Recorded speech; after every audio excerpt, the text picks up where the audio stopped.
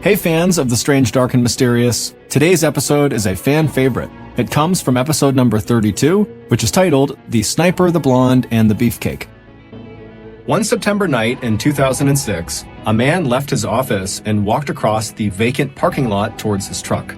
When he climbed inside the driver's seat, he instantly noticed that the back left of his vehicle seemed to be sagging slightly. But before he could figure out why it was doing that, he thought he saw something moving in his peripheral vision off to his left. So he turned and looked out his window into the dark night, and there, only a few feet away from him, was a shadowy figure who began to raise their hands. While most of you will figure out what is going on early in the story, I would encourage you to stick around to the very end, because at the end, there is a very disturbing plot twist that is the primary reason people even know about this case. This story contains sexual content as well as graphic violence, and so listener discretion is advised.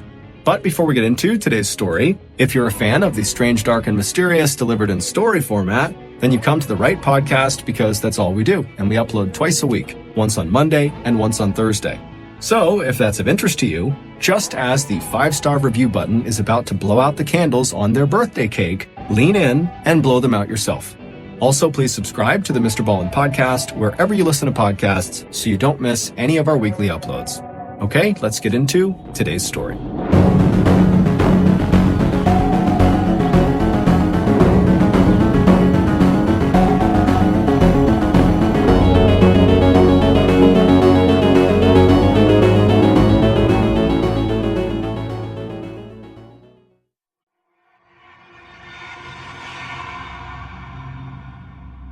"46-year-old Thomas Montgomery was a company man. For the last 12 years, he had punched a time clock at Dynabrade Incorporated, a factory in upstate New York that made high-quality power tools, from industrial-grade sanders to wheel grinders. So, when Thomas woke up on a Monday morning early in May of 2005, his routine that day was pretty much the same as it had been for the more than 500 Mondays that had come before it. Hearing the alarm go off at around 5:30 a.m., Thomas automatically reached out an arm and shut it off before the sound could wake up Cindy, his wife of 16 years, who was sleeping in the bed next to him.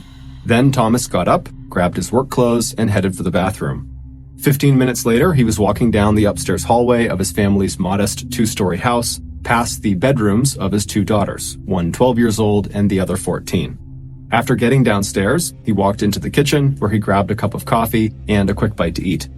As he sat at the kitchen table having his breakfast, he saw the family dog, Shadow, waiting at the back door, her tail slapping side to side. After he was done with his food and drink, Thomas pulled on a light jacket and a ball cap before opening the door and following Shadow outside into the chilly morning air. 15 minutes later, the dog was fed and back on her dog bed, the coffee cup and dirty breakfast plate were in the sink, and Thomas was climbing into his car and getting ready to back out of the driveway. But first, Thomas had to reach over his belly to pull on his seatbelt. And as he did this, he was reminded that he was a good 25 years and 50 pounds away from his physical prime, back when he was a U.S. Marine. Thomas had never seen combat while he was in the military, but his 6 years in the Marine Corps still gave Thomas a deep sense of pride, especially considering the fact that at the time, the United States Marine Corps was undertaking some of the most dangerous missions in the U.S. war against terror in Iraq. Pulling his mind back to the present, Thomas finally buckled his seatbelt, then started the car engine and backed out of the driveway onto the quiet residential street on the outskirts of Buffalo, the second largest city in New York State.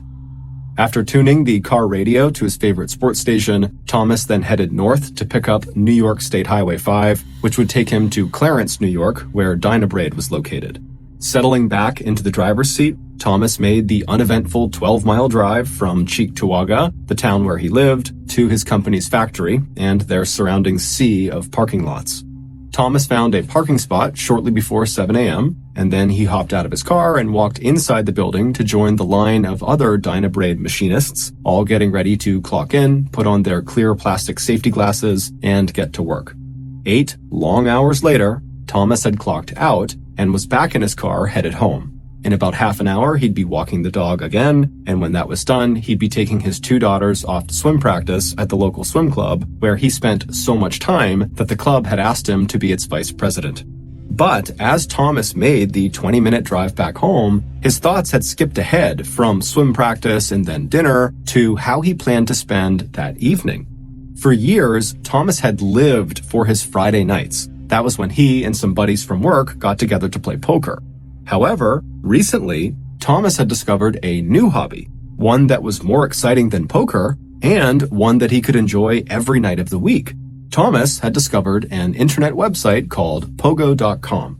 Launched in 1998, Pogo was a platform that offered everything from Scrabble and Monopoly to card games like Blackjack.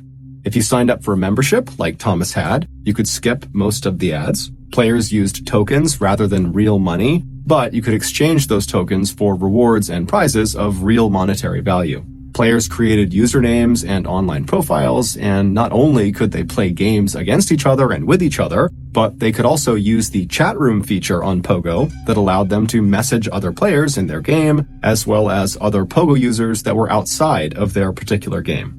While some of the chat rooms were technically listed as being just for kids, and there were other digital rooms that were just for adults, in reality, Pogo generally relied on its members and players to self-enforce the age restrictions. Thomas was aware that the site was used primarily by young people. He and his wife Cindy were both active in their local church, and as a Sunday school teacher himself, Thomas overheard his students talking about Pogo all the time. Thomas also knew that one of his younger co-workers at Dynabraid, a 22-year-old named Brian Barrett, was also a big Pogo user. In fact, it was Brian's offhanded mention of the site that had led Thomas to check it out in the first place. But after Thomas signed up for the site, and he saw how much fun it was to get to play cards every night, he quickly stopped caring about the fact that he was likely one of the oldest people on there. In fact, he didn't even think about it. He hopped into different games and chat rooms without so much as looking at the age restrictions on them. So, back on that Monday night in May of 2005, after Thomas had walked his dog and taken his kids to swim practice and had dinner, after all that, he shooed his two daughters off of the family computer in the living room, and with his wife Cindy sitting nearby in her usual spot on the sofa watching TV, Thomas made himself comfortable and logged into Pogo. Just typing in his screen name, which was Marine Sniper, gave him a sense of satisfaction. Thomas had never actually been a sniper in the Marine Corps, but the name reminded him of his glory days in the service. Usually, on Pogo, Thomas would just go straight to the Texas Hold'em poker rooms, but tonight he decided to play a little blackjack. But Thomas had hardly started looking at his first hand when he heard a ping and saw he'd gotten a direct message from another player with the screen name Tall Hot Blonde. Her private message just said to him, "You're in the wrong room. This room is for kids." Thomas had a moment of panic. He hadn't checked to see whether this chat room/game room was for kids or adults, and suddenly he wondered what would happen to him if it was revealed that he was a 40-something-year-old man playing with kids. Would he be kicked off of Pogo? Thomas did not want that to happen. Thomas loved Pogo. Playing these online card games and chatting with random strangers in the chat rooms had become an escape from the daily drudgery of his job and his routine. It also took his mind off the fact that in the last year or so, he'd had more and more problems with impotence, and that had put a strain on his marriage. His wife, Cindy, wanted to talk to him about it and spend more time together. Thomas, on the other hand, wanted to just ignore it and be left alone. So it didn't take Thomas long to decide how he was going to respond to Tall Hot Blonde's message. A second later, Thomas, aka Marine Sniper, wrote back, "Don't worry, I'm 18 years old. What about you? How old are you?" While Tall Hot Blonde didn't tell Marine Sniper her real name, she did tell him that she was a 17-year-old high school senior who lived in Western Virginia. She liked sports, and she played on her school's softball and basketball teams, and she wasn't sure yet what she was going to do after high school. "And what about him?" she typed. "Are you really a sniper?"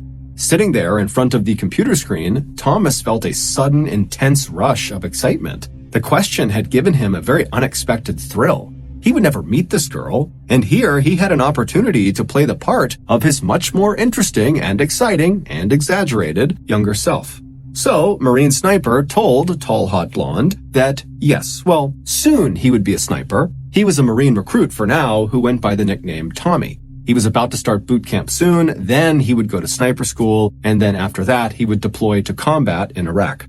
By the time Thomas had shut down his computer 2 hours later, Tall Hot Blonde had sent him pictures of herself wearing a small yellow bikini that showed off both her curves and her flat belly. She'd eventually told him that her real name was Jessica, but she went by Jessie, spelled Jessi. She had one brother, and her family lived in a small house in the backwoods of West Virginia where nothing exciting happened, at least not since she had come in first place in a local beauty contest back in 2002. As Thomas turned out the downstairs lights and went upstairs to join Cindy in bed, he kept seeing those pictures of Jessie. With her wide smile, shoulder-length straight blonde hair, and long tanned legs, she more than lived up to the promise of her screen name. Thomas was already secretly hoping that the next time he logged on to Pogo, Tall Hot Blonde would be waiting for him. Thomas was still thinking about those pictures of Jessie when he woke up the next morning, and as soon as dinner that night was over, Thomas headed straight for the family computer. A minute later, he was on Pogo. Despite telling himself that this time he was just going to play a couple of hands of Texas Hold'em and then log off, Thomas kept clicking on his Pogo chat feature inbox, hoping he would see a private message come through from Tall Hot Blonde. And he didn't have to wait long. As soon as he saw the words, "Tommy, is that you?" pop up on his screen, Thomas felt that same thrill course through him that he'd felt the night before. And this time, there was no hesitation at all.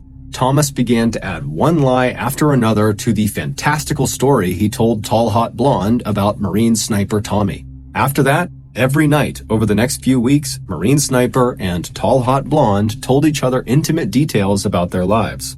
While the real Thomas Montgomery still got up early every morning to go to Dynabraid and spend 8 hours making components for power tools, in the evenings, he became the man he had dreamed of being. While Thomas was overweight and balding, Marine Sniper was 6 foot 2 inches tall and 190 pounds of pure muscle.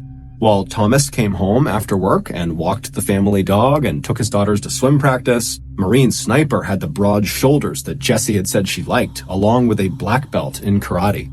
While Thomas wore glasses and covered his bald spot with a ball cap, Marine Sniper looked a lot like a younger red-haired version of Hollywood heartthrob Harrison Ford. Soon, Jessie and Tommy had moved off of the Pogo chat feature and had started emailing each other and using Yahoo's instant messaging feature. Jessie's instant messenger name was Peaches0617, while Thomas went by Tommy Loves WV Fox. WV Fox stood for West Virginia Fox, clearly an allusion to Jessie.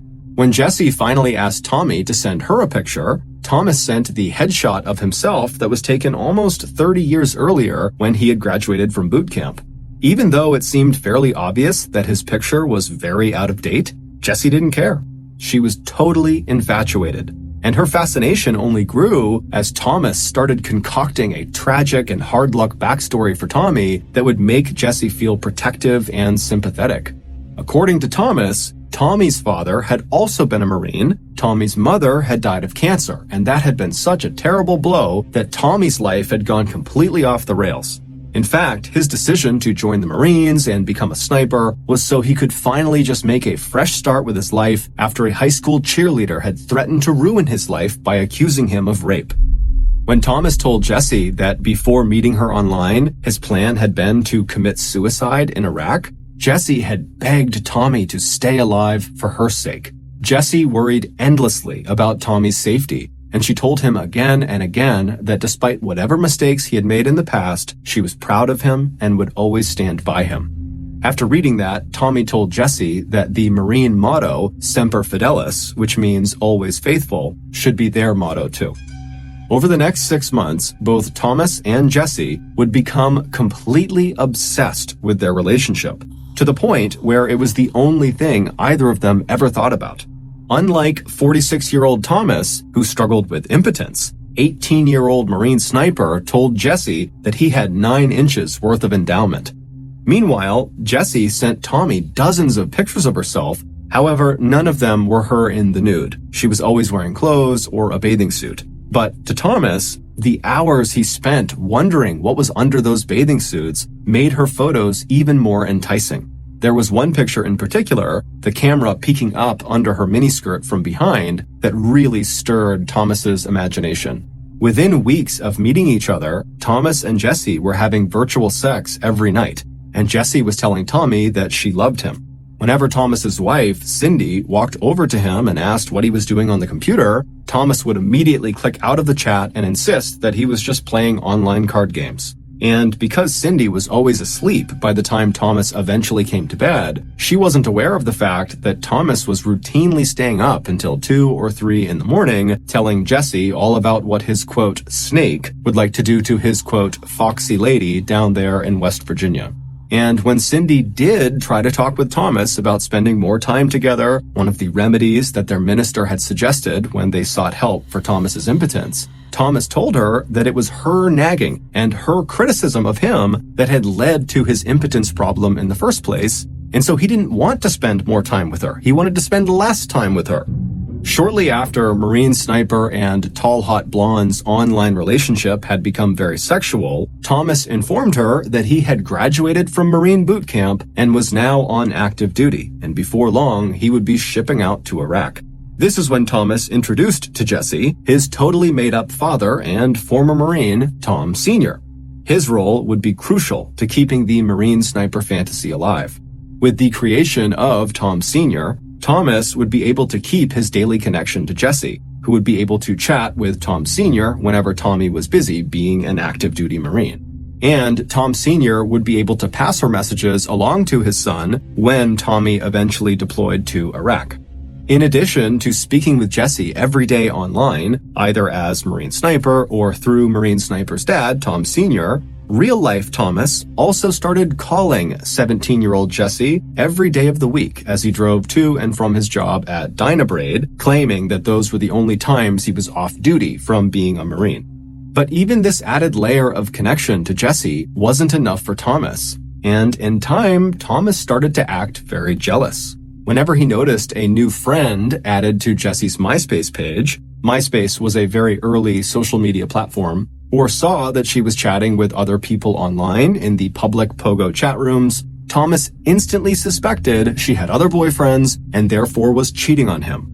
And it was true that Tall Hot Blonde had become an accomplished cyber flirt and seemed to enjoy the power she had over Marine Sniper, who showed absolutely no interest in any other girls. Tall Hot Blonde and Marine Sniper had their first lover's quarrel when Thomas became convinced that Jesse was sending pictures of herself to other internet admirers. Jesse did not deny the accusation. However, she told Marine Sniper that she was devastated by what he was claiming. And so, to make Tommy feel better, she sent him a pair of her red G-string panties along with a silver Key to My Heart keychain. She sent the package to Thomas's real address. He had said that that was where his father lived and that he could forward any mail he got to Tommy wherever he was in the world. When Tommy received the panties, he forgave Jesse. However, his dad, Tom Sr., did not. Shortly after the panties arrived, Thomas, writing as Marine Sniper's father, Tom Sr., would send the 17-year-old girl a crude message calling her a bitch and accusing her of lying and trying to hurt his son. One evening, just before Christmas in December of 2005, so 7 months after first meeting Jesse on Pogo.com, Thomas once again chased his daughters off of the family computer and sat down to log into his Yahoo Instant Message account. For weeks leading up to that night, Thomas had begun talking incessantly to his coworkers at Dynabraid about how he was going to leave his wife, Cindy, and go to West Virginia to be with this new woman who had come into his life. 22-year-old Brian Barrett, who was the coworker who Thomas had overheard talking about having a Pogo account, wasn't really surprised to hear what Thomas was talking about. Brian had heard lots of the old-timers at Dynabraid going on and on about their big plans for escaping their lives. But Brian and the rest of Thomas's coworkers had no idea that Thomas's mystery woman was actually just a 17-year-old girl. As Thomas's instant messenger account loaded up on the computer, he glanced over at Cindy, who was in her usual place on the sofa watching TV. He barely noticed all of the Christmas decorations that his wife and his daughters had put up all over the living room that day. Because the only thing on Thomas's mind at that moment was what he was about to ask Jesse. He turned back to the family computer, and after exchanging a few casual messages with Jesse, Thomas got straight to the point. He told her that Tommy didn't know if he was going to make it out of Iraq alive. But before he shipped out, he wanted to marry Jesse. And would she have him? Jesse's answer came right away. Oh my God, yes, yes, she would marry her sweet, sexy Marine.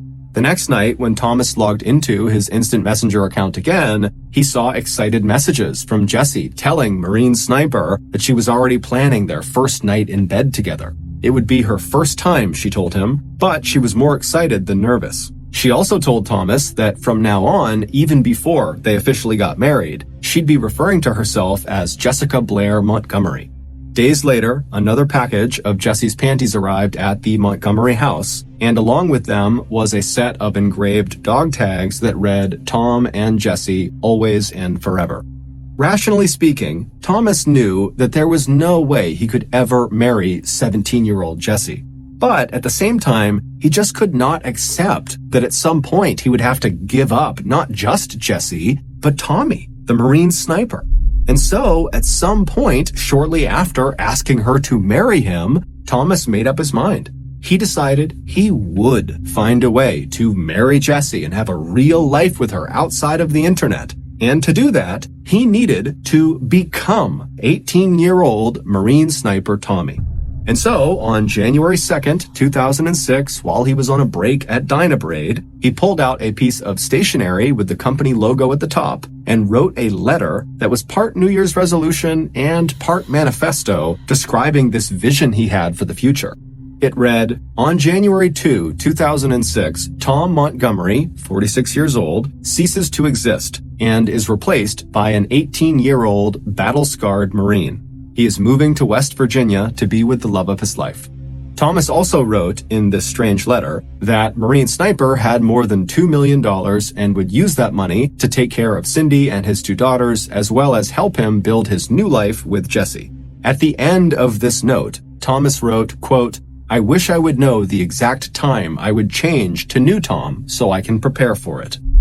After he signed his name to this letter, Thomas folded the piece of paper up and locked it in the toolbox he kept at work.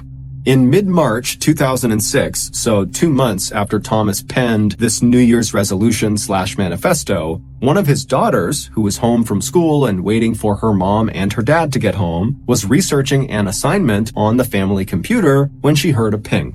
Thomas had accidentally forgot to log out of his instant message account before he left for work that morning.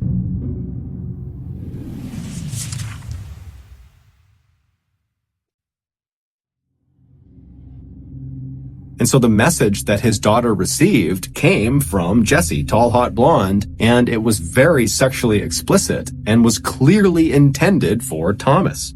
Thomas's daughter stared at the message, shocked. Could it really be for her father? Feeling sick, she pushed herself away from the computer and she called her mom, telling her there was something she needed to come home and look at. Hearing the strain in her daughter's voice, Cindy left work, and 15 minutes later, she was sitting at the family computer, scrolling through the hundreds of emails that her husband had written to a girl who went by the names Tall Hot Blonde and Peaches0617. Horrified, Cindy finally turned away from the computer and went upstairs and started searching through her husband's drawers and closet, where she would find a treasure trove of handwritten letters and pictures, lingerie, and a set of dog tags engraved with Tom and Jessie, always and forever. When Thomas finally pulled into the driveway that night, Cindy was waiting for him inside. As the mother of 2 teenage daughters, she could not believe that her husband had tricked and seduced a teenage girl who had never even been outside of the state of West Virginia into falling in love with an 18-year-old Marine who did not even exist. When Thomas stepped through the front door holding his car keys and lunchbox, he saw his wife standing in front of him. She looked sad and furious, and she was holding a handful of frilly girls' underwear, including a bright red G-string.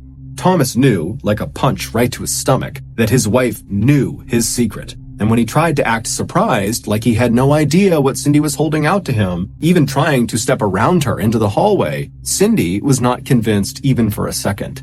Instead, she walked over to the family computer and began reciting out loud some of the lewd things Thomas had sent Jessie. Cindy told Thomas that what he was doing and what he had done was not only totally inappropriate and totally disgusting, but it was likely illegal. Jessie was a minor. And if that wasn't enough, Cindy told Thomas that his own teenage daughter had been the one to discover this raunchy affair. Cindy told her husband that he only had two options: give up this totally inappropriate, bizarre fantasy, or they could get divorced. As he stood there in stunned and guilty silence, Cindy told him that for now, he just needed to go away. Go walk the dog, go cut the grass, anything. But right now, she couldn't even stand to be near him. Thomas said nothing and turned around and walked back outside. As soon as Cindy was alone, she sat down at the kitchen table and composed a careful letter to Jesse. And as she slipped it inside of an envelope, she also enclosed a recent picture of the Montgomery family. "Let me introduce you to these people," Cindy had written. "The man in the center is Tom, my husband since 1989. He is 46 years old, and here are our two daughters, 12 and 14 years old." Cindy told Jesse that there is no Tommy, there is no Marine sniper. Cindy closed the note with a piece of advice for Jesse: do not trust the words you read on a computer. When Jesse got Cindy's letter, she was completely crushed. Before breaking off all contact with the 46-year-old man she now knew had been posing as Marine sniper, she sent Thomas a series of furious and hurt messages asking him how he could have done this to her and telling him he should have to go to jail for what he had done. For his part, Thomas, who still lived in the same house with his wife and daughters but slept in the basement, told Jesse he was sorry and that he never meant to hurt her.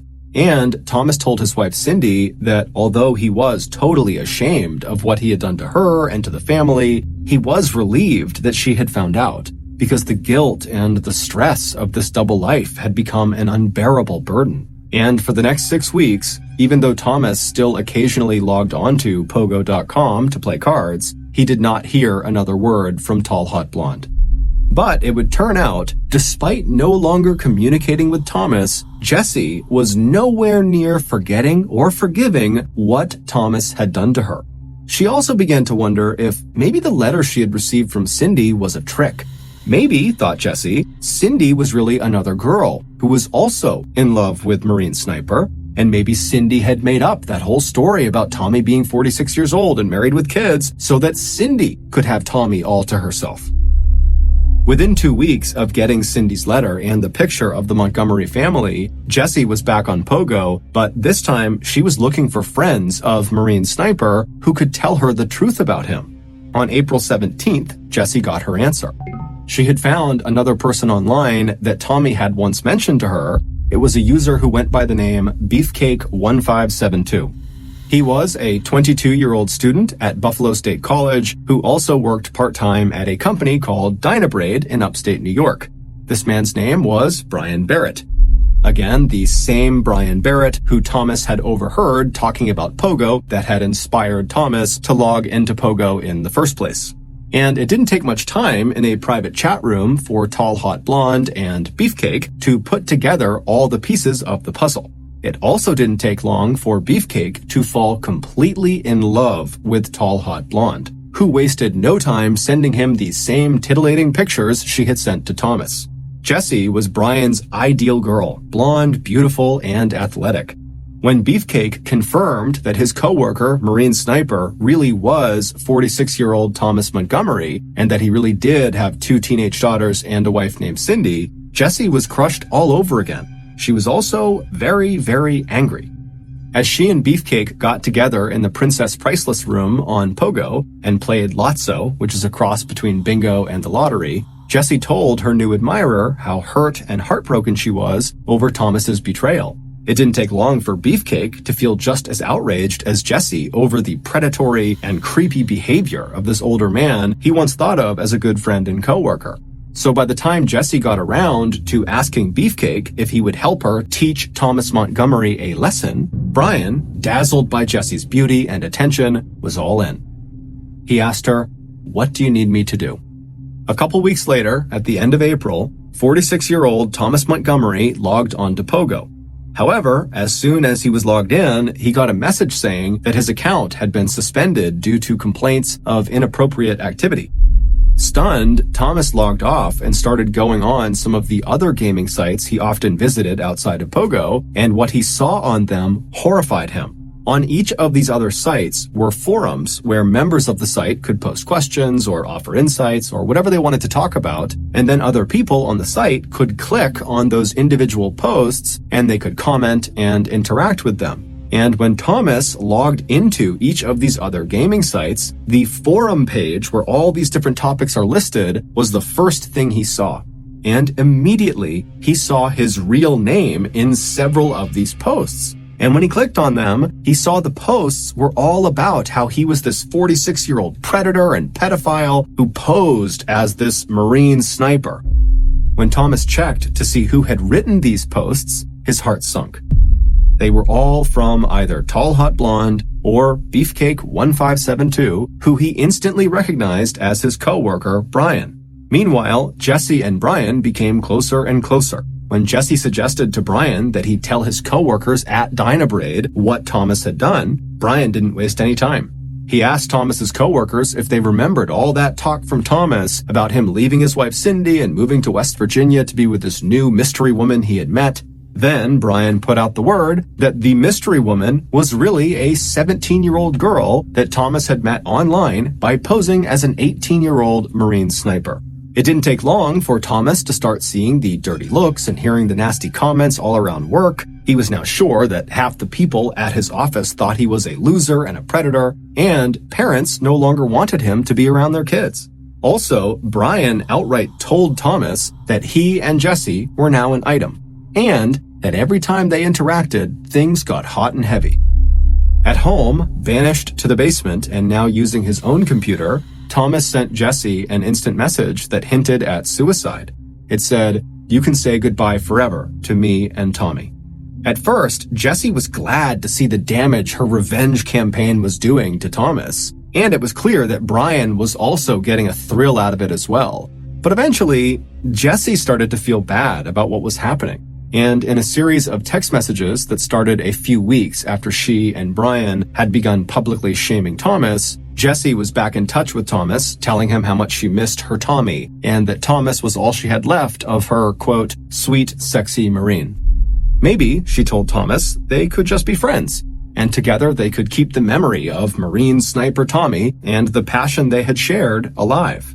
But despite Thomas agreeing to this just be friends arrangement, his relationship with Jesse pretty much immediately became very sexual and intimate again, except now it was not just Thomas and Jesse, it was Thomas, Jesse, and Brian.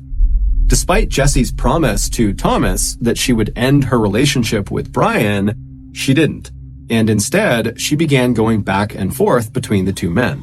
And so in time, the hours that she and Thomas would spend messaging each other late into the night and early morning veered crazily between declarations of love and jealous outbursts from Thomas, who kept seeing Brian's username pop up alongside Tall Hot Blonde on Pogo, other gaming sites, and on Jesse's MySpace page. Meanwhile, the tension between Thomas and Brian when they were at Dynabraid together was palpable. Thomas was furious with Brian, not only for interfering with his relationship with Jesse, but for also very publicly humiliating him.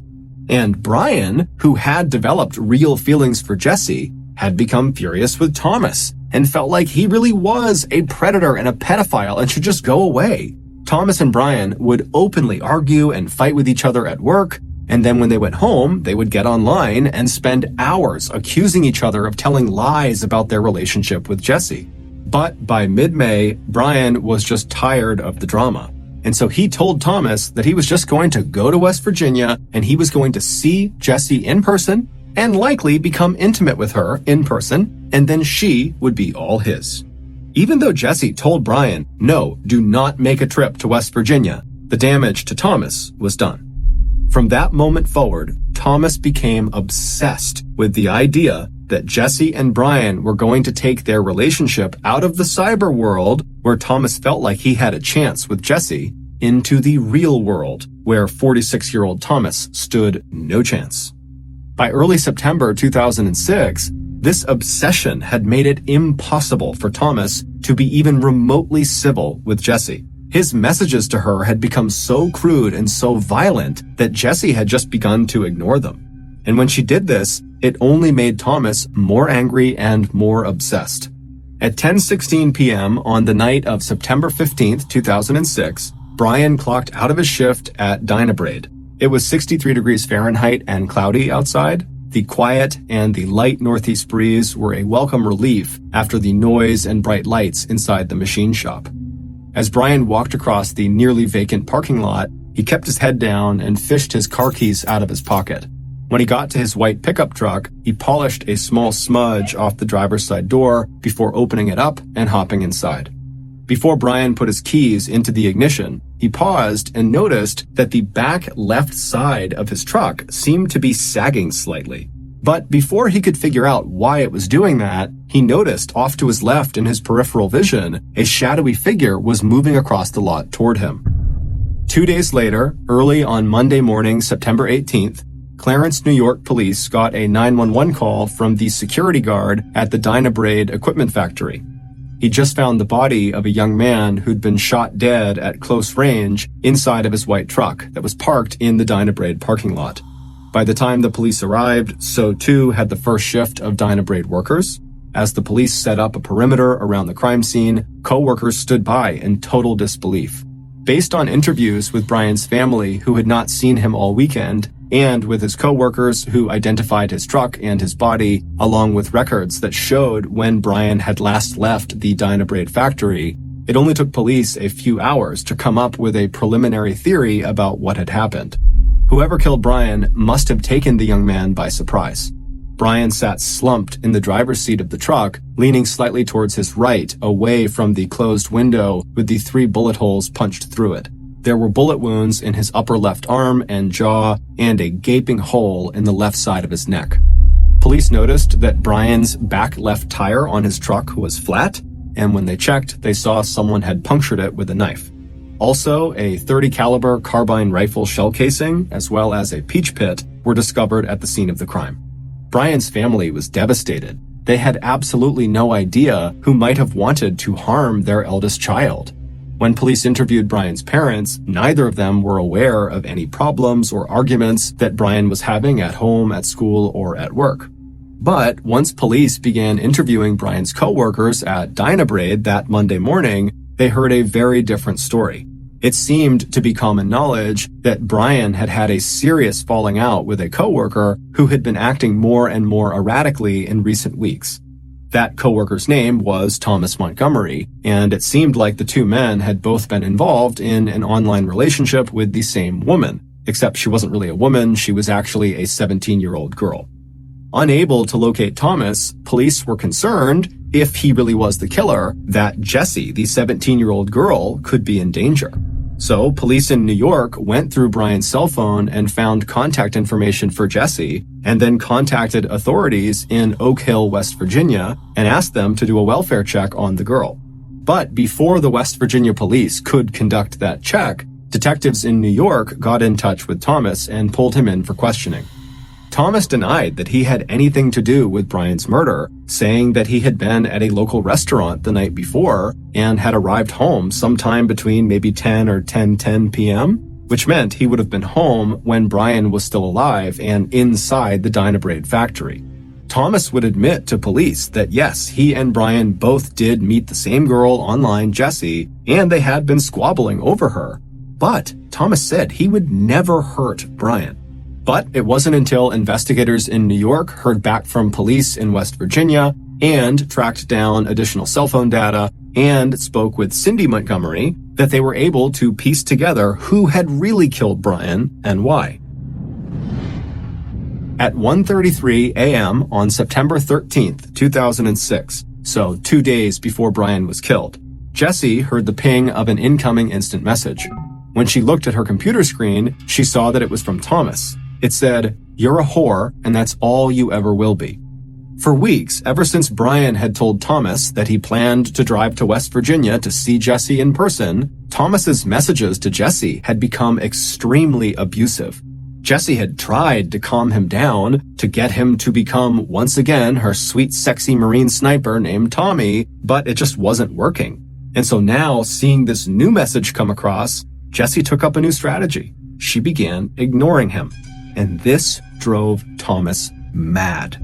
A day later, on September 14th, Jessie heard the ping of yet another incoming message, asking her if she planned to have sex with one of her boyfriends that day. Again, Jessie just ignored him. A day after that, early on the morning of Friday, September 15th, the day Brian was killed, Thomas woke Jessie up with a phone call, screaming at her in an uncontrollable rage. She hung up on him. Thomas Montgomery had reached a mental tipping point. On one hand, he knew that he could never really have a real life with Jessie. He also knew that his jealousy and rage were getting out of control. But the same part of him that had written out that New Year's resolution/manifesto back on January 2nd, 2006, felt that he still possessed somewhere inside the young Marine sniper whom Jessie had loved and who represented to Thomas the best version of himself. And so on September 15th, after screaming at Jessie on the phone and hearing the click as she hung up on him, Thomas made up his mind. He had waited long enough for his transformation from middle-aged machinist with a wife and 2 daughters into that battle-hardened Marine sniper who could and would defend what was his. That evening, Thomas told his wife, Cindy, that he was going to go out to dinner by himself. Once outside in his car, he looked in the back seat to make sure his supplies were all there. Then he turned on his car and drove to a fast food place near Dynabraid. After eating, Thomas left the restaurant and drove the short distance to Dynabraid. Entering the parking lot behind the factory, Thomas chose a parking space that was far away from the door where he knew Brian would exit. After his car was parked, Thomas climbed out of his vehicle. He was glad it was cloudy, and he was glad that the parking lot where he now stood was almost empty except for Brian's white pickup truck. Thomas finally finished eating his peach and dropped the pit onto the parking lot pavement. Now, as a Marine sniper, Thomas had to get the timing of this mission exactly right. He needed to get close enough to the truck to take his kill shots before Brian had a chance to drive away, but he also had to let Brian get into the truck without giving away his own position. And on his way in for the kill, he needed to make a silent puncture with his knife in the back left tire.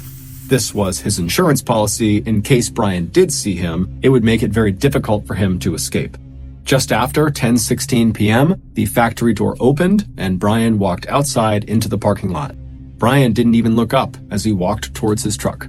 To Thomas, what he was about to do almost seemed too easy. As soon as Brian had climbed into the truck and closed the driver's side door, Thomas was there like a shadow. And a second later, he had fired 3 shots through the closed window. Even through the blood spatter on the inside of the car window, he saw the massive hole in Brian's neck and knew that he was dead or was definitely going to die. Backing away from the truck, Thomas quickly returned to his own car, not realizing that he had dropped one of his shell casings. On his drive back to his house, Brian hoped his wife and daughters would be asleep. That way no one could contradict him when he said he'd gotten home that night before Brian had actually left the factory. But when police did interview Cindy a few days later, she would tell them that it was her recollection that her husband had not arrived home on the night of Brian's murder before 10:16 p.m. Cindy estimated that it was closer to 10:45 p.m. or later. And when police arrived at Dynabraid to question Thomas, he made a remark that instantly connected him in the minds of investigators to the peach pit they had found at the scene of Brian's murder. Thomas asked police if they could wait just a minute before questioning him so he could get the peaches he'd brought in for lunch out of his car so they wouldn't spoil in the sun. Although Thomas refused to give police a DNA sample, the police were able to pick up his DNA from a can of soda, and they found that it matched the DNA on the peach pit they'd found at the murder scene. A search of Thomas's house did not turn up a .30 caliber carbine rifle, but it did turn up an old photo of Thomas's gun cabinet that contained the exact same gun. Thomas's computer told investigators the rest of the story. In thousands of messages and emails to Jessie and Brian, coupled with his collection of Jessie's lingerie and other gifts, Thomas detailed his obsession with Jessie and his jealousy and growing hatred for Brian. Later, police would also discover the letter that Thomas had written that he kept locked in his toolkit at work. It was his New Year's resolution/manifesto that described wanting to leave 46-year-old Thomas Montgomery behind and become instead his 18-year-old alter ego, Marine sniper Tommy. On November 27, 2006, 2 months after Brian's death, police arrested Thomas and charged him with murder. And it was at this time that Thomas learned he was not the only person pretending to be someone else online. When West Virginia law enforcement arrived at Jessie's house to do that welfare check on her, her mother arrived at the door. When police told her that her daughter, Jessie, was in danger following the murder of a man she had likely been involved with online, the woman was shocked and told them that Jessie was not home. When police told her that they really needed to get in touch with her immediately and go get her in their own vehicles if necessary, the mother suddenly broke down and started crying, and then told police that she really did have a daughter named Jessie. But that was not the Jessie they were looking for. She, the mother, a slightly overweight 46-year-old housewife with short brown hair, whose real name was Mary Sheeler, was the 17-year-old girl, tall, hot blonde.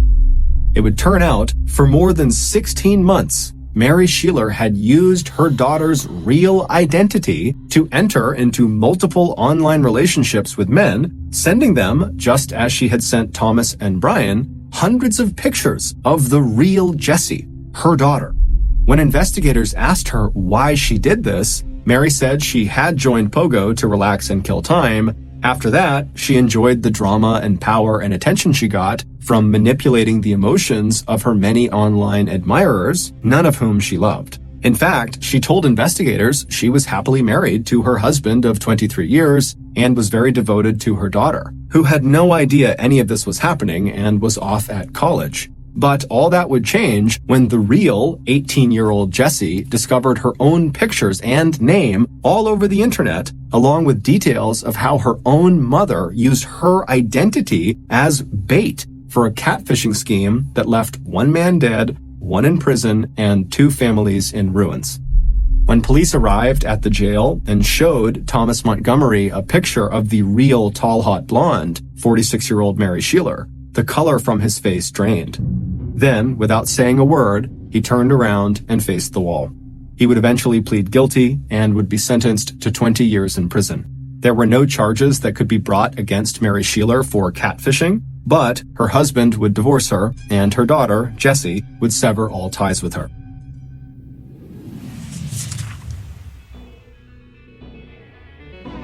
Thank you for listening to the MrBallen podcast. If you got something out of this episode and you haven't done this already, just as the 5-star review button is about to blow out the candles on their birthday cake, lean in and blow them out yourself. This podcast airs every Monday and Thursday morning, but in the meantime, you can always watch one of the hundreds of stories I have posted on my YouTube channel, which is just called MrBallen. If you want to get in touch with me, please follow me on any major social media platform and then send me a direct message. My username is just @MrBallen, and I really do read the majority of my DMs. Lastly, we have some really cool merchandise, so head on over to shopmrballen.com to have a look. So that's going to do it. I really appreciate your support. Until next time, see ya.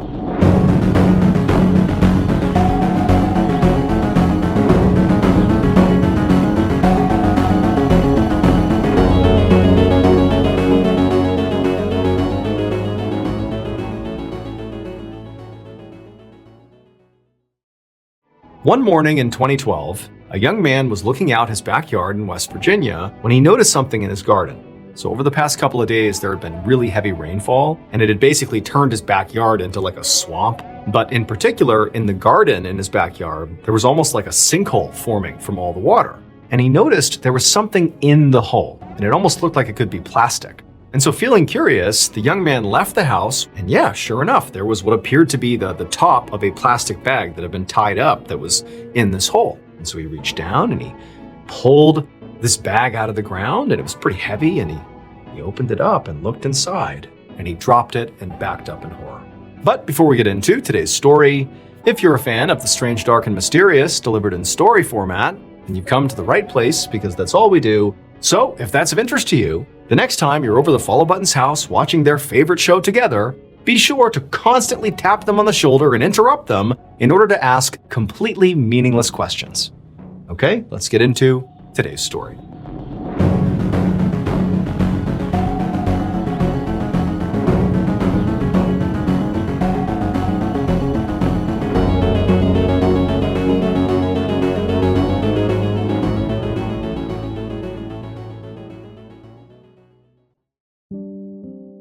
Around noon on Saturday, April 24th, 2010, a 64-year-old sales clerk named Kathy Goebel grabbed a suit jacket off the rack at a high-end men's store in Charleston, West Virginia.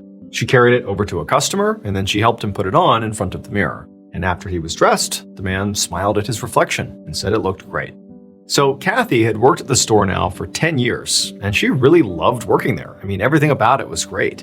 The staff was like family, she herself was very people-oriented and was great at building relationships with customers. In fact, she was so good at, building relationships that men from all over town would come to the store specifically to see Kathy when they needed a new suit. However, this man she was currently helping wasn't like all the other customers. His name was Dr. Harry King, and he was a radiologist, and he had been a regular at the store for many years. And even though he was married, and even though Kathy herself was in a long-term relationship, these two were actually having an affair.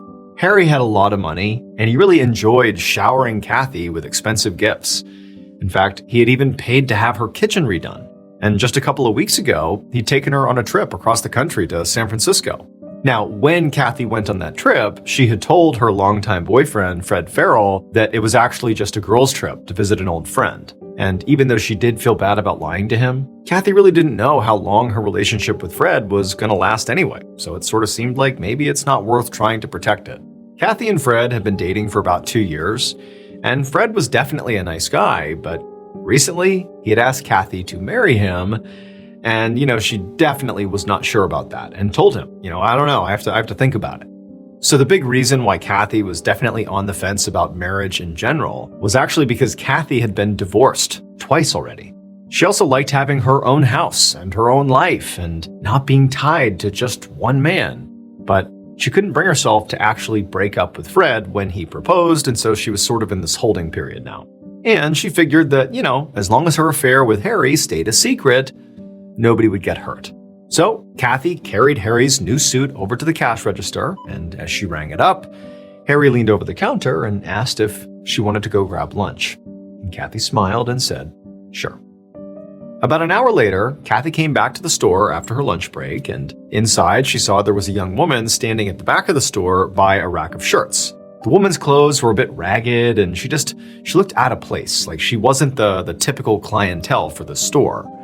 And as Kathy got closer to her, she realized it was her coworker's daughter, Jessica Fisher. And Jessica really put Kathy on edge, because Jessica had a drug problem. And every once in a while, she would come into the store and she would ask Kathy for some of Kathy's Xanax.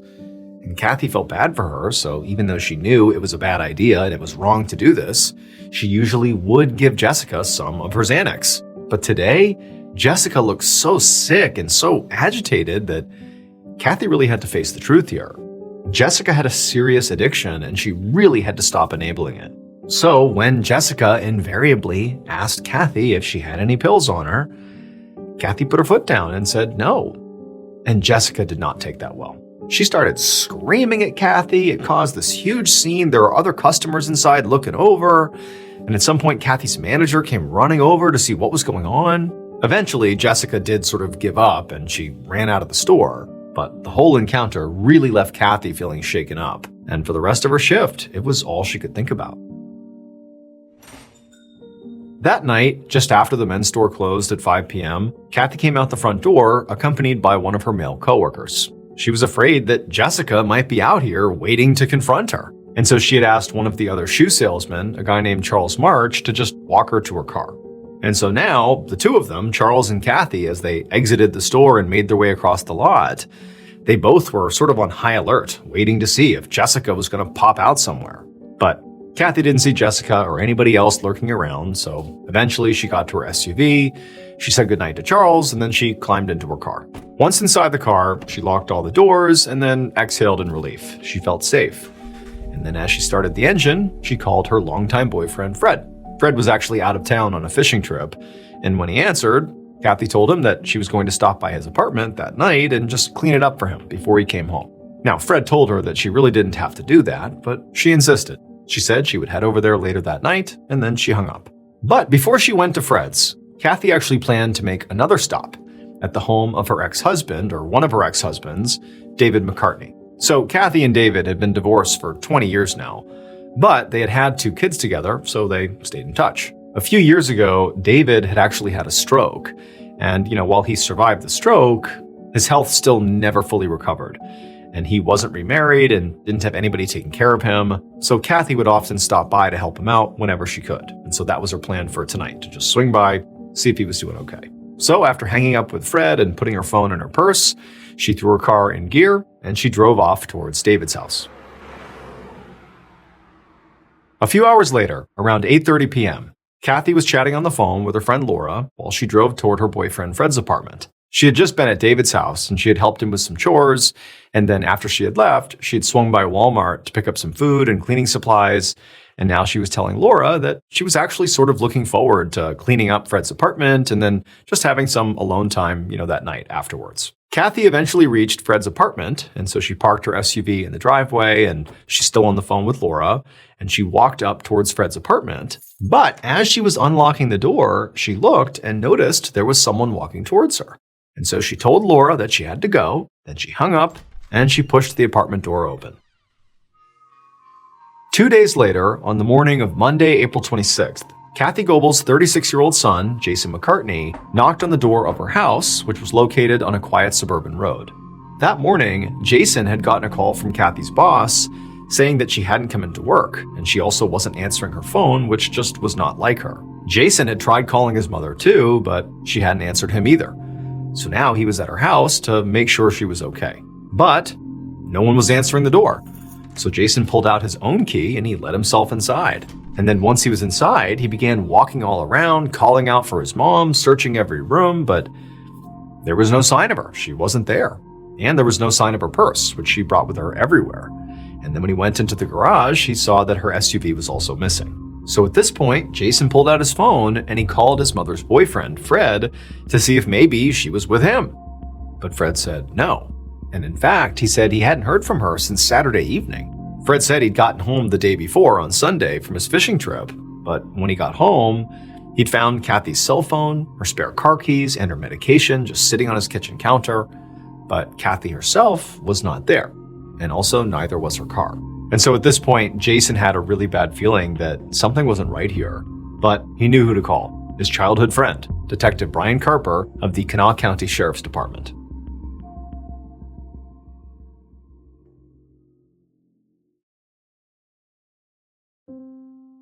Later that morning, Detective Carper walked up to the door of Fred Farrell's apartment, which was on the other side of town from Kathy's house. Carper had spoken to Jason, and he had found out that his mother had left her belongings here at Fred's apartment on Saturday night, and no one had heard from her in the 40 hours since then. Also, her silver Honda SUV was nowhere to be found. So Carper had been friends with Jason for decades, and in that time, not only did he become close, obviously, with Jason, but also with Jason's mom. So because he knew Kathy fairly well, he knew this whole situation was just very out of character for her. And so right away, he's thinking, this has got to be something serious. And so with a sense of urgency, Carper knocked on Fred's apartment door, and a few seconds later, a spry, active-looking man in his mid-70s answered the door, and he invited Carper inside, and they sat down at the kitchen table.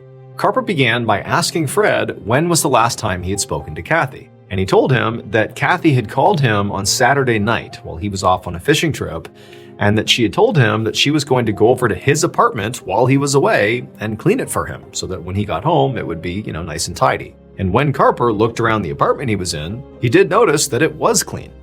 In fact, it was like spotless, as if the entire apartment had been scrubbed top to bottom. But Carper didn't call attention to that. Instead, he just told Fred to go on.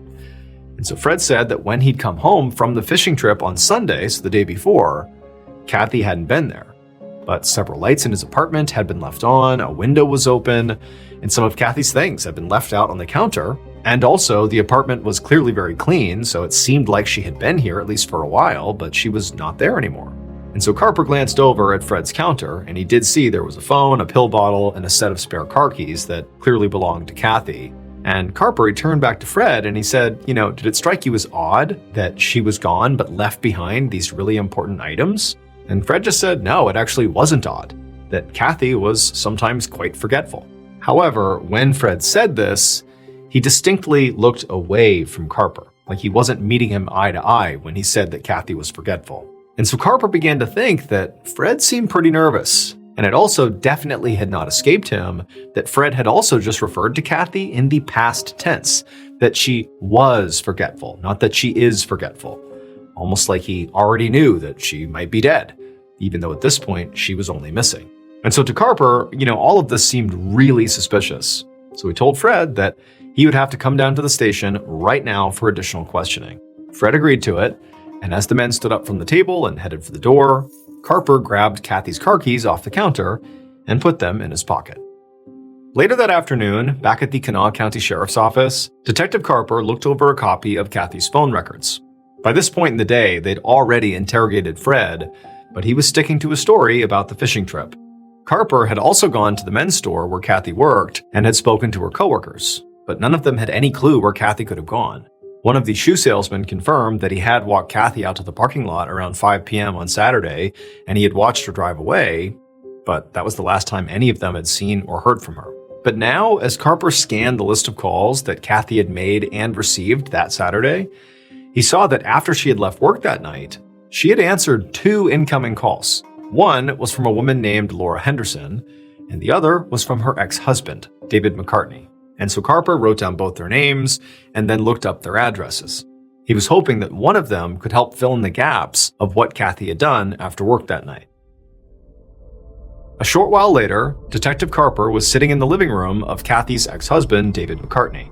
And David told the detective that he had heard about Kathy's disappearance from their son, Jason, and he was shocked to hear about it because he'd actually seen Kathy on the night she vanished. He told Carper that on Saturday, after Kathy had gotten off of work, she had come over to his house.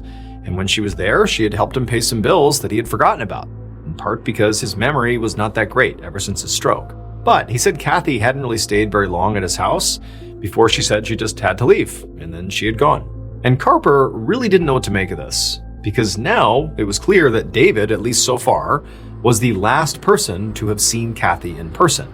But Carper really wasn't seeing a motive here. I mean, if anything, all he was seeing is that David felt an enormous amount of appreciation and gratitude toward his ex-wife. And then on top of that, David was not exactly young, and also he had some pretty serious mobility issues from the stroke he had had. And so Carper really wasn't even sure that somebody in David's condition would be able to hurt or kidnap Kathy, even if he had really wanted to.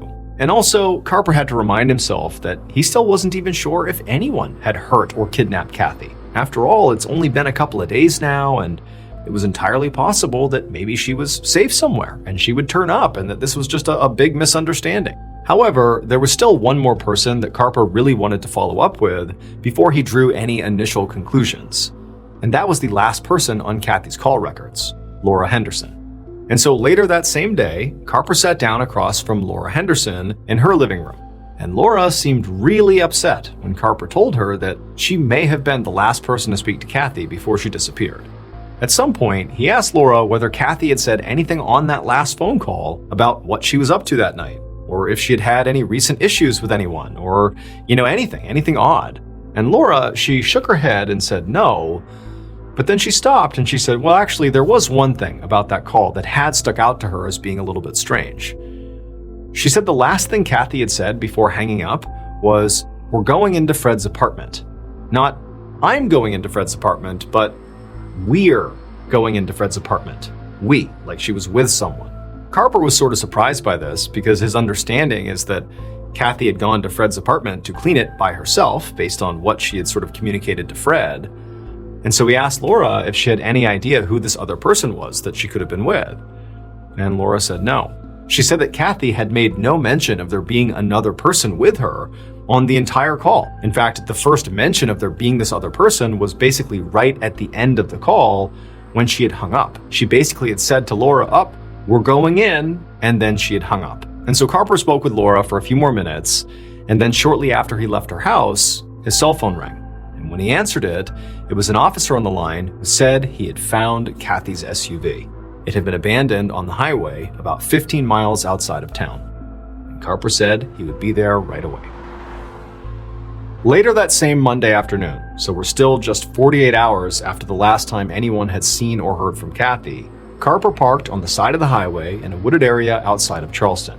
and through his windshield, he saw a silver Honda SUV parked a few yards ahead of him, right next to an exit. And right away, he recognized the license plate as being Kathy's.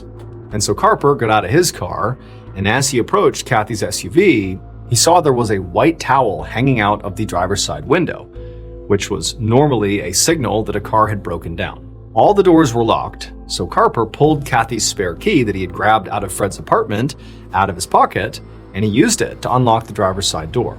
There was nobody inside the car, and there was no sign of a struggle, there was no blood anywhere, and also Kathy's purse was not inside either.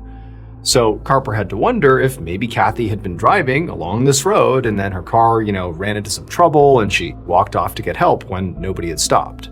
However, just to make sure, Carper sat in the driver's seat and he used his spare key and he tried the engine just to see if it would work. And as soon as he turned the key, the car started. The car was running just fine. And he also saw there was a half a tank of gas left. So at first glance, it appeared like, this didn't really make any sense. Why is this car abandoned here with the white towel in the window signifying that this car has broken down when the car works just fine or appears to work just fine? And so Carper, at this point, he began to think this is a sign that Kathy likely had not disappeared by choice here. There was just no good reason why she would have driven 15 miles out of town without her phone in the middle of the night, tell no one, abandon her car on the side of the highway and just walk off. Why would she do that? And so to Carper, it seemed like the most plausible explanation here was that Kathy had been abducted. And whoever had done it also dumped her car out here with the towel in the window just to throw off investigators.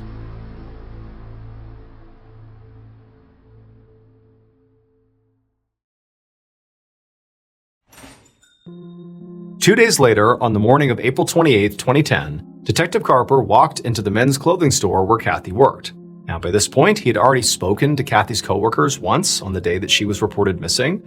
But now that he had learned from Laura that there was apparently someone else with her on Saturday night, he now really wanted to question everybody again to see if they had any idea who this other person might have been. So he tracked down Kathy's manager and he asked her if he could speak to her and ask her a few more questions. And she said sure. And she led him over to a quiet part of the store where the customers wouldn't hear them. And so Carper, he pulled out his notepad and he asked her, the manager, to walk through what Kathy did during her final shift and be as detailed as possible. The manager said it had been a pretty normal day.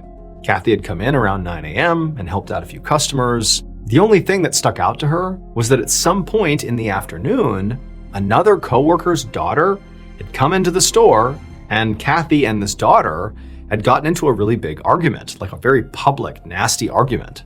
Now, the manager said she really had no idea what the fight was even about, but just if they wanted to follow up, the daughter's name was Jessica Fisher.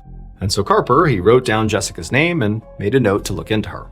After that, he asked the manager if she had seen Kathy interact with basically anybody else that day, any other meaningful interaction that he should know about. And the manager thought for a second and said, actually, yes, there was someone. She said that Kathy had gone out to lunch with a friend who also happened to be a regular customer at the store. She said his name was Dr. Harry King. Later that same day, Carper sat down inside of an interrogation room with Harry King, and Harry seemed really nervous. And when Carper asked if he knew why he was there, Harry said yes. Harry then put his head in his hands and he said, I know I should have come in sooner, but I was just afraid of what was going to happen. He explained that he and Kathy were not just friends. They were having an affair. He said they'd even gone on a trip to San Francisco together a couple of weeks ago, and they'd both lied to their respective partners about it. Carper was really surprised by this, and right away he wondered if maybe Kathy's boyfriend, Fred, had found out about the affair and killed Kathy out of jealousy. Or maybe things had gone bad between Harry and Kathy, their affair had gone south, and Harry had killed her. It did seem really suspicious that Harry clearly knew Kathy was missing, but hadn't come forward to the police. He had to be asked to come in. So Carper asked Harry to just go ahead and explain where he had been on Saturday night. And Harry said he'd been at home all night with his wife. And so Carper asked if he could speak to Harry's wife to verify his alibi. And immediately Harry pleaded with the detective not to bring his wife into this, doesn't want to give up that he's having an affair here. But eventually he seemed to understand that without an alibi, he was the primary suspect here. So he agreed and gave Carper his wife's phone number. A few days later, on May 1st, so a week after Kathy was last seen and she's still missing, Carper walked up the steps of a cheap motel on the edge of town. He'd finally tracked down Jessica Fisher, the co-worker's daughter who had gotten into a fight with Kathy at the men's clothing store on the day she disappeared. And this motel was apparently where she was staying. And so Carper figured out which room was Jessica's, and then he knocked on the door. And then a moment later, the door opened, and there was Jessica. And Jessica did not look well. She was unbelievably skinny, like gaunt skinny. She looked sick. In fact, Carper basically assumed that based on her physical appearance, she very likely was struggling with addiction. And so Carper, after introducing himself and confirming that this was in fact Jessica Fisher, he explained to her why he was there. He said that Kathy Goebel is missing, and we know you got into a fight with her on the day she vanished at the store where she works. And so he asked her to explain what the fight was about. After hearing all this, Jessica's eyes went wide and she insisted that she had no idea what had happened to Kathy. And when Carper pressed her again about why they had fought in the store that day, Jessica was kind of evasive at first, but then finally she just broke down and she admitted that she had been asking Kathy for drugs and Kathy had said no and they had fought about it. She said that sometimes Kathy would give her Xanax, but that day Kathy had refused. So Jessica said she got mad and sort of freaked out, and that was the fight. But Jessica swore that once another worker had intervened, she had just left the store and gone home and never seen Kathy again. Like that really was all it was. Now, Carper's reaction to this is, it sounded an awful lot like Jessica was telling the truth. But he still asked her if she would take a polygraph test just to be sure. And she said yes, of course. And so Carper gave her his business card and they agreed on a date and time for her to come into the station for that test. But when that date and time rolled around, Jessica never showed up. In May of 2010, so a couple of weeks after Kathy Goebel disappeared, Detective Brian Carper was looking through a forensics report at his desk. Kathy's car that had been found on the side of the highway had been processed for evidence. But as this report showed, no DNA or fingerprints had been found inside or on it from anyone other than Kathy. Now, this didn't mean that, someone could not have dumped Kathy's car on the side of the road. It just meant that if that happened, whoever did it was very careful to cover their tracks, and forensic evidence was not going to help pin them down. And this was very frustrating for Carper, because so far, all his leads were sort of coming up dry. Dr. Harry King's wife had confirmed his alibi, and when Carper had spoken to her, she had seemed very upset to learn that her husband was having an affair. So Carper didn't think she would want to lie for him. She probably was telling the truth, that he really was there with her. Carper had questioned Kathy's two adult sons, Jason and Paul, but they both came in and passed polygraph tests and were ruled out as suspects. As for Jessica Fisher, the young woman who had gotten into a fight with Kathy in the store over Kathy not giving her Xanax pills, well, she had agreed to come in and take a polygraph, but she hadn't shown up, and currently she was still MIA. And even though Kathy's boyfriend, Fred, and ex-husband, David, both still seemed pretty suspicious, there really was nothing concrete tying them to Kathy's disappearance.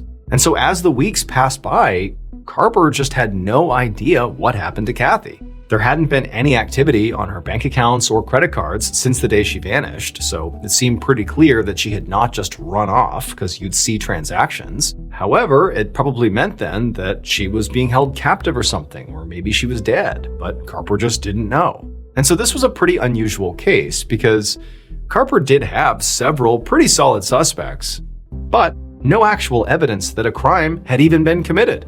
And so unless Kathy was found, dead or alive, or some new evidence was uncovered, it would be impossible to charge anyone in connection with her disappearance. And so, as weeks turned to months and Kathy just continued not to turn up, the case ultimately went cold. 2 years later, on April 25th, 2012, Detective Carper trudged through the mud and puddles in the parking lot of the police station and then wiped his shoes on the mat outside the front door. It had been raining for days now, and the rivers and the creeks around Charleston had all flooded, and the whole city was basically a swampy mess. As Carper walked to his office, an officer suddenly ran up to him and said that a 911 call had just come in, and Carper would definitely want to hear about it. The officer said that according to this caller, all the rain they had been having had unearthed a human body that clearly had been buried at some point on the edge of town. And as he explained where this body had been found, Carper's heart began to race. He understood why the officer had brought this to him specifically, because that body had to be Kathy Goebel.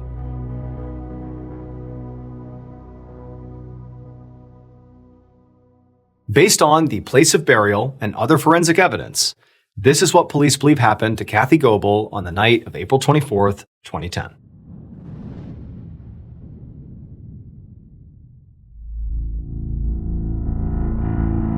Around 8:30 p.m., the killer was waiting outside of Fred's apartment. They knew Kathy would be coming by that night, and soon they saw the headlights of her SUV coming up the street. As Kathy got out of her car with a plastic grocery bag and a phone to her ear, the killer approached the doorstep and waved. And Kathy, who was still on the phone, she sort of seemed surprised to see the killer, but, nonetheless, she continued talking on the phone, and she didn't say anything to the killer, as she just continued to unlock the door, open it up, and sort of gestured for the killer to come on in with them. Once inside, Kathy set the shopping bag and a few of her other things down on the counter, and then once she'd hung up the phone, she asked the killer what were they doing there, and the killer just asked her if she would take a drive somewhere with them. And Kathy seemed a little confused by the request, but said okay. The killer waited for a few minutes while Kathy cleaned up the apartment, because that was something she said that she wanted to do, and then once she was done, they both left the apartment, they got in the killer's car, and the killer drove them to another house, way out on the edge of town. And once they were there, they went inside, and the killer asked Kathy if she wanted to have sex with them. And Kathy said no.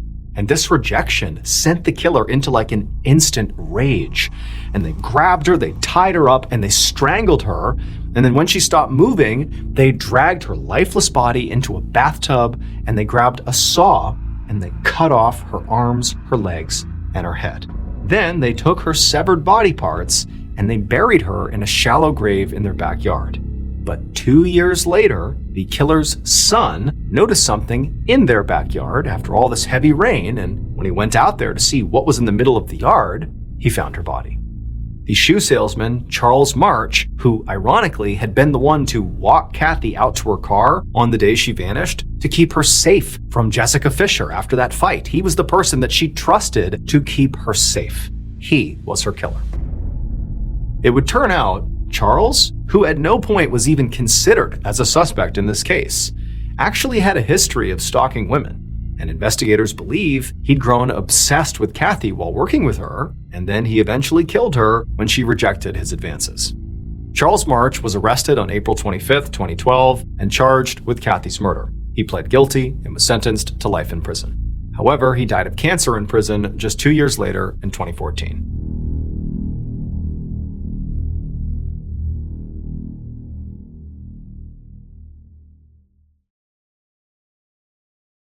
A quick note about our stories. They are all based on true events, but we sometimes use pseudonyms to protect the people involved, and some details are fictionalized for dramatic purposes. The MrBallen podcast, Strange, Dark, and Mysterious Stories, is hosted and executive produced by me, Mr. Ballen. Our head of writing is Evan Allen, produced by Jeremy Bone and Cole Acasio. This episode was written by Kate Gallagher. Research and fact-checking by Shelley Shue, Samantha Van Hoos, Evan Beamer, Abigail Shumway, Camille Callahan, Alex Paul, Ben Fasciano. Research and fact-checking supervision by Stephen Ear. Audio editing and post-produced by Whit Lacasio and Jordan Stidham.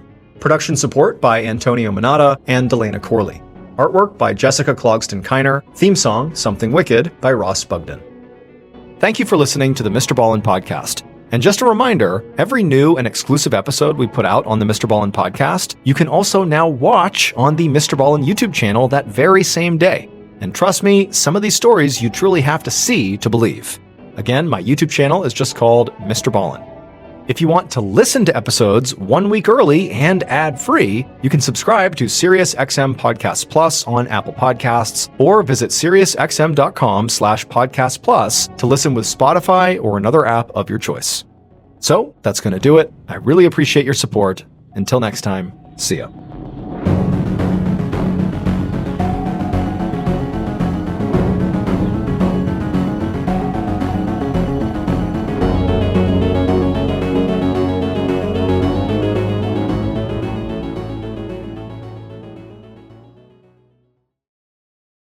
Today's podcast will feature 2 stories about unexplainable phenomena. The audio from both of these stories has been pulled from our main YouTube channel, and has been remastered for today's episode. The links to the original YouTube videos are in the description. The first story you'll hear is called Two-Faced, and it's about a man who's filled with this deep sense of foreboding after a ghastly sight in his mirror. And the second and final story you'll hear is called Make It Rain, and it's about an inmate who has a truly unbelievable ability. But before we get into today's stories, if you're a fan of the strange, dark, and mysterious delivered in story format, then you've come to the right place because that's all we do, and we upload 2, 3, even 4 times every week. So, if that's of interest to you, please invite the follow button to come with you to a big costume party. But don't tell them you're actually going to a funeral. Okay, let's get into our first story called Two-Faced.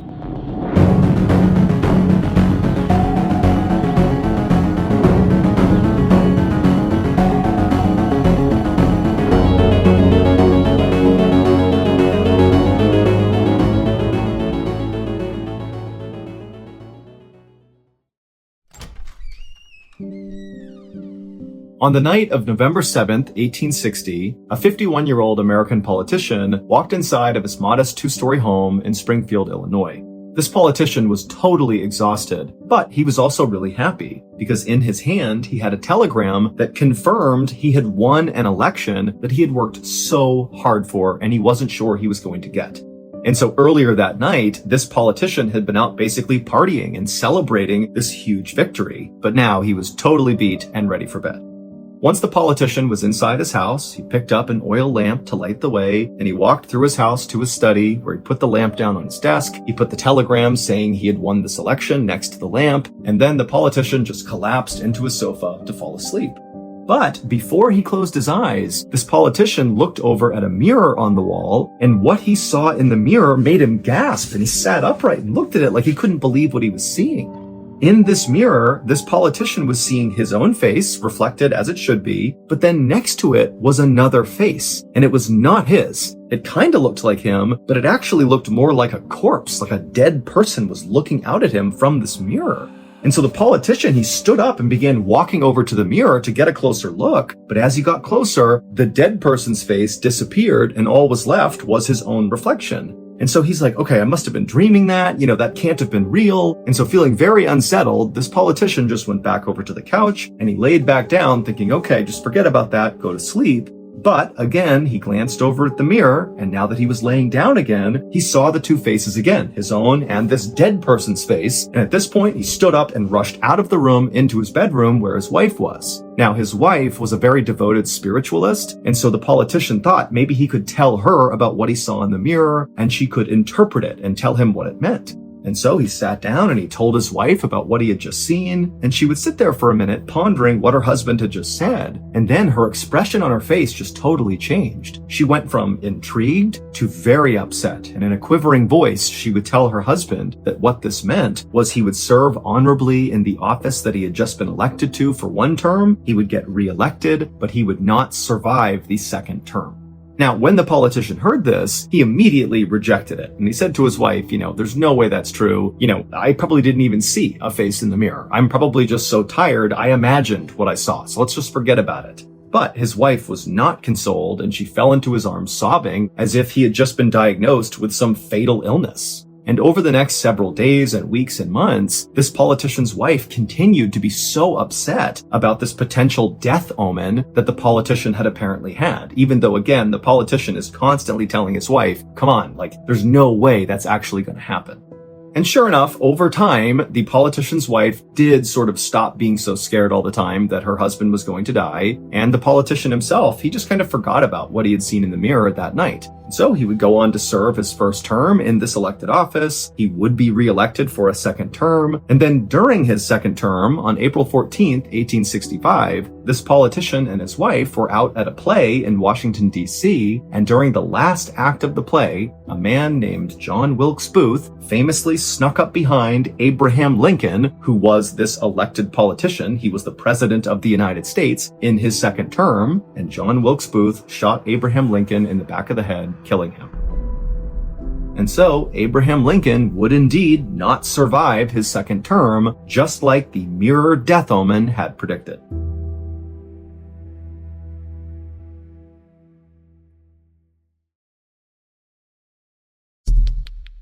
The next and final story of today's episode is called Make It Rain.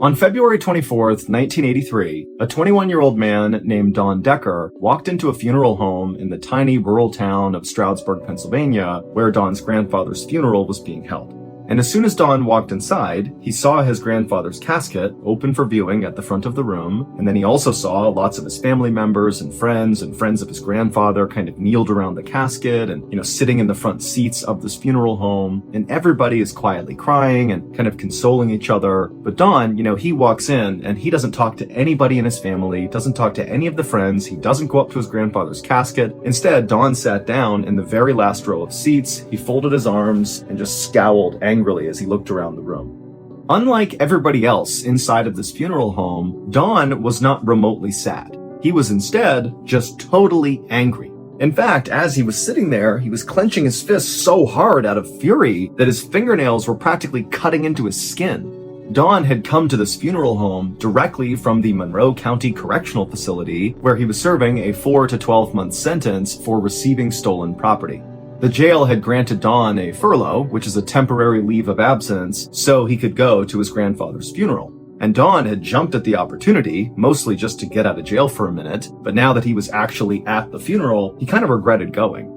Eventually, the actual funeral began, and one by one, Don's family members would go up to the podium and say something nice about the grandfather, and then sit back down. And at first, Don, he put up with it, but after a couple people had spoken, Don was just livid. He just couldn't hear any more. And so he tried to focus his attention just on his grandfather's casket, where he could literally see his grandfather's face as he was laying there. And as he was staring at his grandfather's face, suddenly Don saw something and he stood up really suddenly in his seat. And in fact, when he stood up, it immediately caught the attention of the speaker, which was Don's cousin. And the cousin just stopped and stared at Don. And at that point, the rest of the people in the funeral also turned around and looked at Don. And Don, he knew people were looking at him, but he didn't care anymore. He was now so focused on his grandfather because a second ago, he could have sworn he saw his grandfather's lips moving like he was still alive. But as Don continued to stare at his grandfather, expecting his lips to move again, they didn't. And so finally, Don didn't say a word to all these people who were still staring at him, and he just turned and stalked out of the funeral home.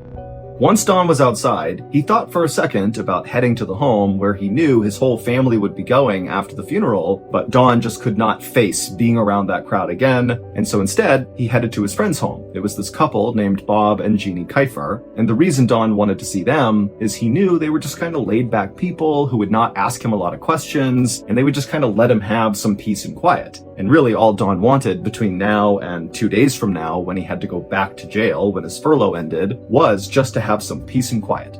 And so Don made his way to their house, and when he got there, Bob and Jeannie were so excited to see him. They called him inside and said, hey, we're gonna make dinner, go wash up and relax, and we'll eat together. Don didn't say much, but, he nodded a thank you, he went inside, and right away he went upstairs to the bathroom and splashed some cold water on his face because still, Don just could not shake that anger he was feeling when he was inside the funeral home. And for a second, the splashing of water on his face seemed to be working. He felt like his whole body was getting cooler. In fact, the whole bathroom seemed to have this coolness descend on it. But a weird thing started to happen.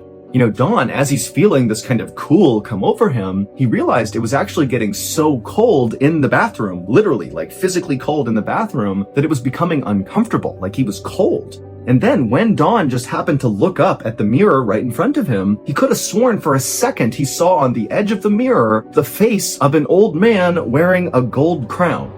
And immediately Don, he kind of freaked out and turned around, but there was nothing there. And as he's like shivering from the cold from being in this bathroom, he began looking all around him, trying to find this old man with a crown on his head, but obviously there was nothing in the bathroom with him. And so Don felt totally unsettled by this. He didn't understand why it was so cold. He didn't know what he had just seen. And then Don happened to look down at his wrists, and he saw there were these deep scratches all over both of his wrists. And so kind of in a panic, Don just rolled his sleeves down to cover up whatever was on his wrists. He didn't want to think about it. He turned off the water and sprinted out of that freezing cold bathroom and just made his way downstairs where Bob and Jeannie were just sitting down for dinner. So Don, he took his seat, he got his food, and he didn't tell Bob or Jeannie about anything that had just happened up in the bathroom. He just sat there and ate in silence. Now, Bob and Jeannie could clearly tell something was on Don's mind, but they'd known him for years, and they knew he was just not the type to come out and talk about anything personal. He basically completely kept to himself, and then when he spoke, he was kind of oddly flat and monotone and emotionless. That was just who he was. But, he didn't cause any problems. He was a very nice guy. And so, for this entire meal, Bob and Jeannie just kind of looked at Don, but didn't ask him any questions and just let him eat in peace. After the trio was done eating, Jeannie gathered up their dishes and headed to the kitchen to wash up, and Bob and Don headed to the living room where they sat down and Bob turned on the TV, and for a few minutes the two friends just watched TV.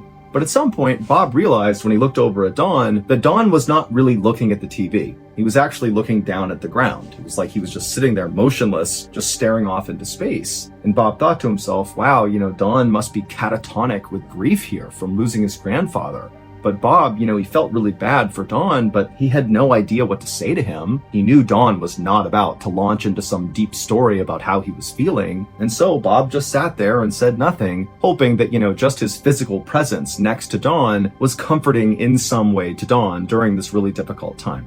And so a few minutes goes by, and the two men are still silently sitting in their seats, when Bob begins to hear what sounds like running water. And at first, he looked over at Don, thinking maybe Don had spilled a drink on the ground, but Don didn't have a drink. Don was still just sitting there catatonic, staring at the ground in front of him. And then, Bobby turned and looked towards the kitchen, thinking maybe Jeannie had spilled a drink, but she didn't appear to have done that. And then Bob felt a drop of water land on his head. And so he looked up and he saw water was coming through the ceiling. And so right away, Bob stood up and he yelled to his wife that a pipe had burst. And then Bob, he grabbed his phone and he called his landlord, who lived right nearby, and said, you got to get over here. There's a pipe that's burst in your house. And just a couple of minutes later, the landlord and his wife arrived at the house. The landlord ran inside and he and Bob rushed upstairs to try to find the origin of this leak. And when they got up there, they looked everywhere and there was no obvious sign of where water could be leaking from. The toilet wasn't overflowing, neither was the sink. They couldn't hear the sound of running water anywhere. And then they also realized as they're walking around upstairs that where the leak was coming through the ceiling above the living room, they went to that rough area above the living room. And the landlord was like, there's no plumbing over this area. There should be absolutely no water anywhere near where the water was coming through. And so Bob and the landlord were very confused, and they began walking downstairs to try to figure out what else they could do. And when they walked downstairs, two things happened very quickly. The first was, as they came down the stairs, they were entering the living room where the leak had originally been noticed. And when they walked back into the living room, they saw right away that this leak had grown, and it was now not just coming out of the ceiling of the living room, but it was also now leaking out of the walls of the living room. Basically, all the different walls and surfaces in the living room were leaking water. And then the second thing they noticed was Dawn. Dawn was still sitting on the couch, still just totally catatonic, staring at the ground, not doing anything, which made no sense. Everybody else in the house is running around trying to figure out this leak, and there's Dawn just staring at the ground. And so Bob, who at this point is pretty overwhelmed with what's happening here, but he thought, I gotta make sure Dawn's okay. And so he just walked through the leaking living room right over to Dawn, and he said, Dawn, are you okay? And Dawn, he didn't say anything, he didn't move, but his mouth kind of contorted into this weird smile with his lips kind of pulling away from his teeth, and all the tendons on the top of his hands began to tense as he wiggled his fingers. And Bob, at this point, he realized there's something wrong with Dawn, and they needed to call the police. A couple of minutes later, two police officers named John Bojan and Richard Wolbert arrived at Bob and Jeannie's house. And so they came inside, and Bob quickly tried to explain what was going on. But John and Richard, they walked inside and immediately saw, okay, something totally weird is happening here. Because they looked into the living room and they saw water coming down from the ceiling, coming out of the walls. It was even bubbling up all over the floor. And in the middle of all this chaos was one person, Don, who's just sitting there totally erect, not moving, wiggling his fingers with this weird expression on his face. And the police very quickly said to Bob that, we don't know what this is. We don't even know how to help, so we're going to get our police chief. And as soon as those officers left, it was like Bob, Jeannie, the landlord's wife, they were now scared to be in this house. Before, it was just baffling. But now, with Don sitting there tapping his fingers with that weird grimace on his face and water coming out of everywhere for no reason, it was like terrifying. And so the four of them just kind of huddled in the dining room staring at Don and the living room until finally the two officers came back with their police chief. But once the chief came inside, things did not get any better. Because the chief walked inside and he saw how totally weird this was, but his reaction was, this is not a police problem. You clearly have some sort of totally weird plumbing issue that seems very extensive, and your friend, he seems okay, he's just acting really weird. And so the chief told his two officers, John and Richard, to not talk about what they saw in this house and just leave, don't report it, get out of here, we're done with this. And just like that, John, Richard, the police chief, they said, okay guys, your problem, and they left. And then Bob and Jeannie's landlord was like, okay, we're gonna get a plumber over here right away, and you can deal with this. And then they left.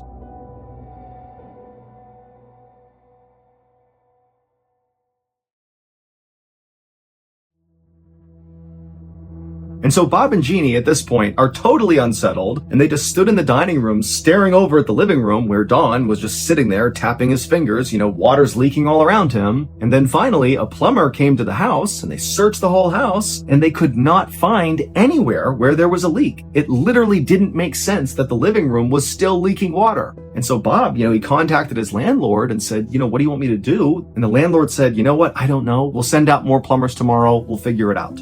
And so Bob and Jeannie, they just put out as many towels and blankets as they could all over the living room, doing their best to kind of sop up the water. The whole time they're glancing over at Don, who's still not moving, tapping his fingers, sitting on the couch. And then finally, after Bob and Jeannie had exhausted their towel and blanket supply trying to sop up all this water, they're like, what can we even do? It's still leaking. We can't stop it. We don't know what's going on with Don. And so the couple just sat in the dining room, staring into the living room, basically at Don, just kind of waiting for him to maybe break out of his trance. And eventually Don would, break out of his trance, kind of. Instead of, suddenly standing up and talking to Bob and Jeannie, he just eventually kind of dozed off, still in the upright sitting position.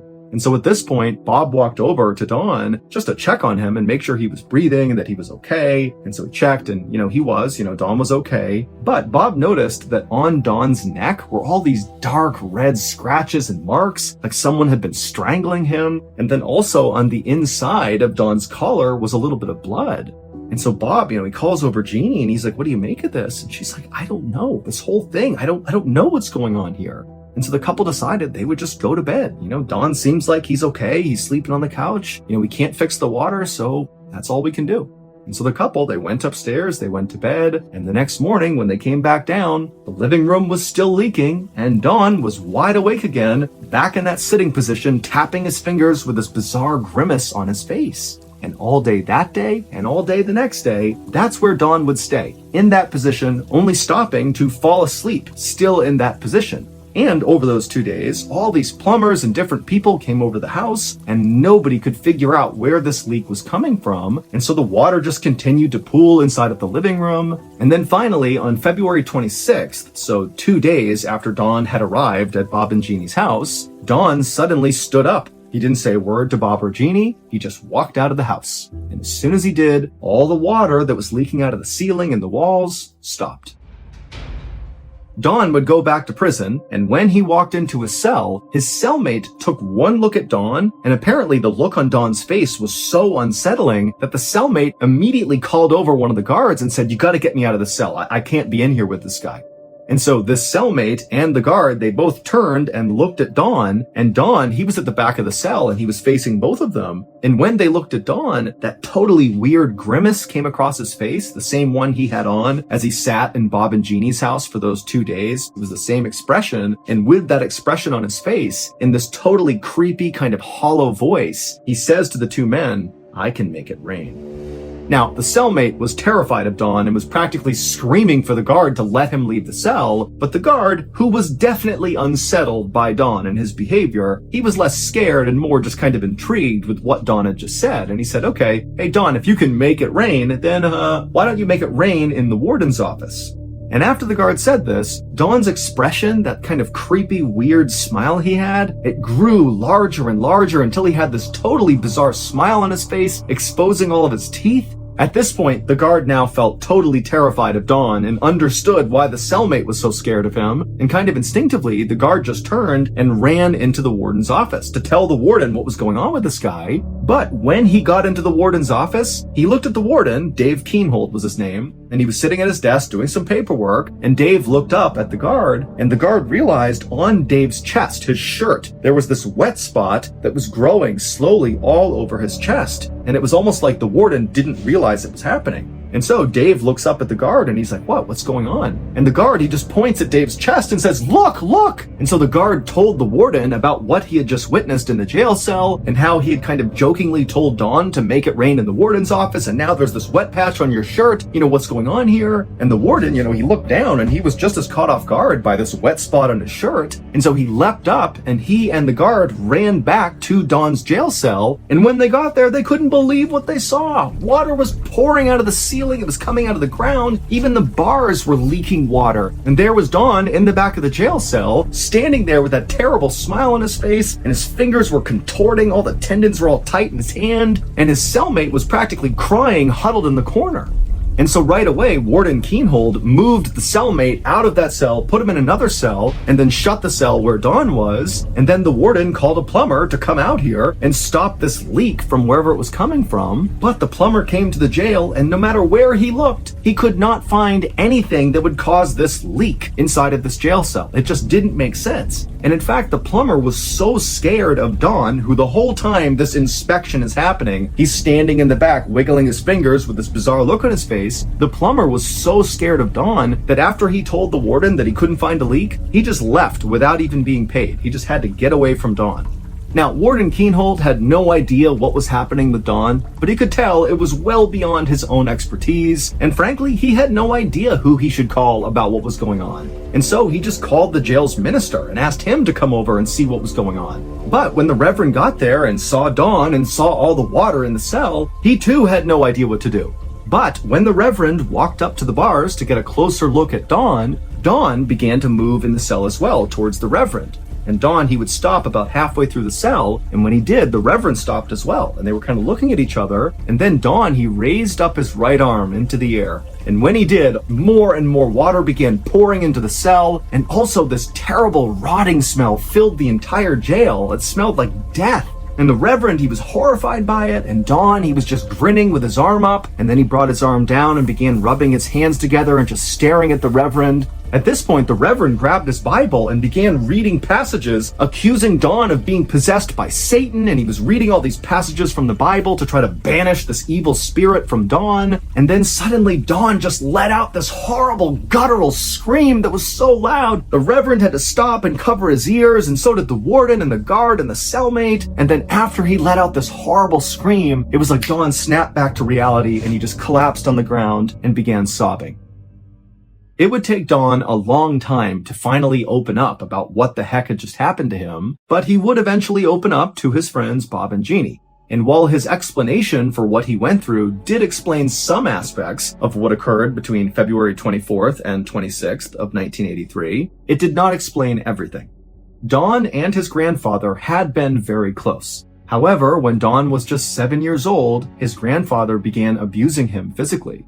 Don had kept the violence a secret for his entire life, but he had come to view his grandfather as the human embodiment of evil.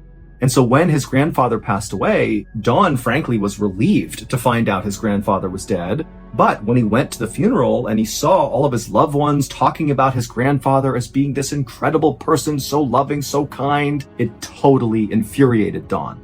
And as he felt this anger growing inside of him, Don could have sworn he saw his dead grandfather's lips move. And at the time, Don had no idea what to make of it, but he would later say that he believes that was the moment that his evil grandfather's spirit basically possessed him.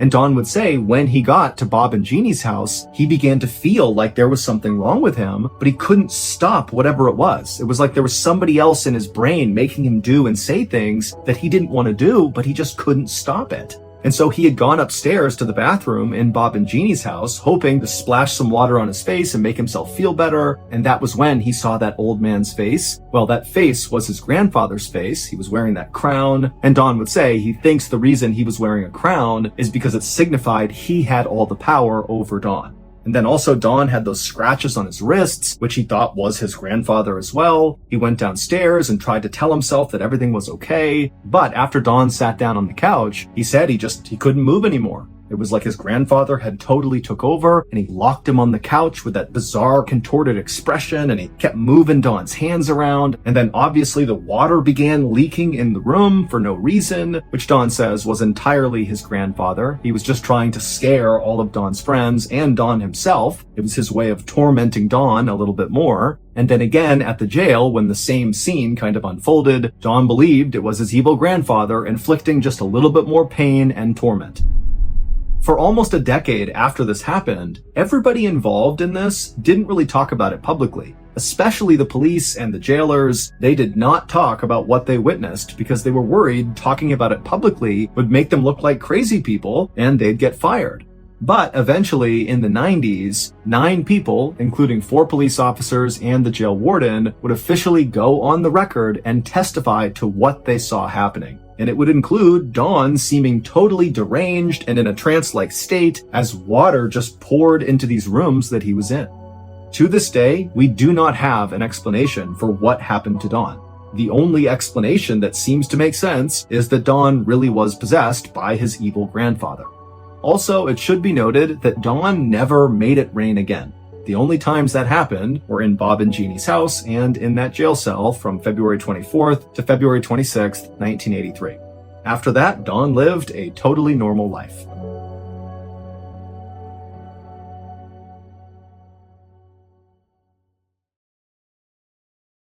A quick note about our stories. They are all based on true events, but we sometimes use pseudonyms to protect the people involved, and some details are fictionalized for dramatic purposes. The MrBallen podcast, Strange, Dark, and Mysterious Stories, is hosted and executive produced by me, Mr. Ballen. Our head of writing is Evan Allen, produced by Jeremy Bone and Cole Lacasio. Research and fact-checking by Shelley Shue, Samantha Van Hoos, Evan Beamer, Abigail Shumway, Camille Callahan, Alex Paul, Ben Fasciano. Research and fact-checking supervision by Stephen Ear. Audio editing and post-produced by Whit Lacasio and Jordan Stidham. Production support by Antonio Manata and Delana Corley. Artwork by Jessica Clogston-Kiner. Theme song, Something Wicked, by Ross Bugden. Thank you for listening to the MrBallen podcast. And just a reminder, every new and exclusive episode we put out on the MrBallen podcast, you can also now watch on the MrBallen YouTube channel that very same day. And trust me, some of these stories you truly have to see to believe. Again, my YouTube channel is just called MrBallen. If you want to listen to episodes 1 week early and ad-free, you can subscribe to SiriusXM Podcast Plus on Apple Podcasts or visit SiriusXM.com/Podcast Plus to listen with Spotify or another app of your choice. So that's going to do it. I really appreciate your support. Until next time, see ya.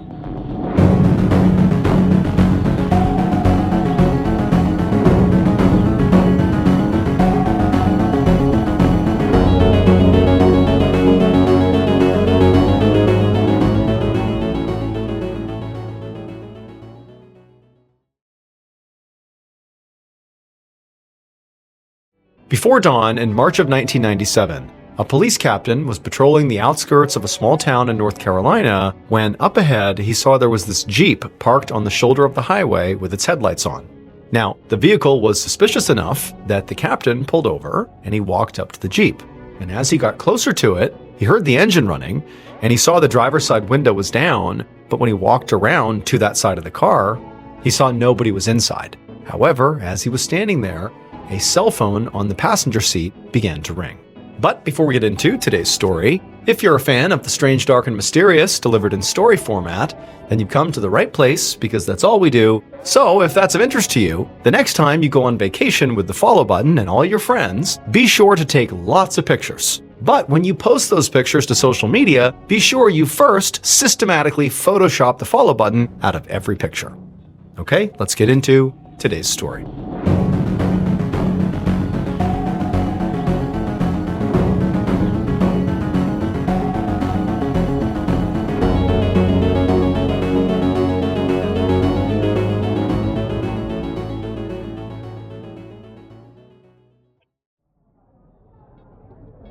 In the early morning hours of Saturday, March 29, 1997, a blonde 26-year-old waitress named Kim Medlin carried a tray of filet mignon through a topless bar in Charlotte, North Carolina, while wearing a leotard and tights.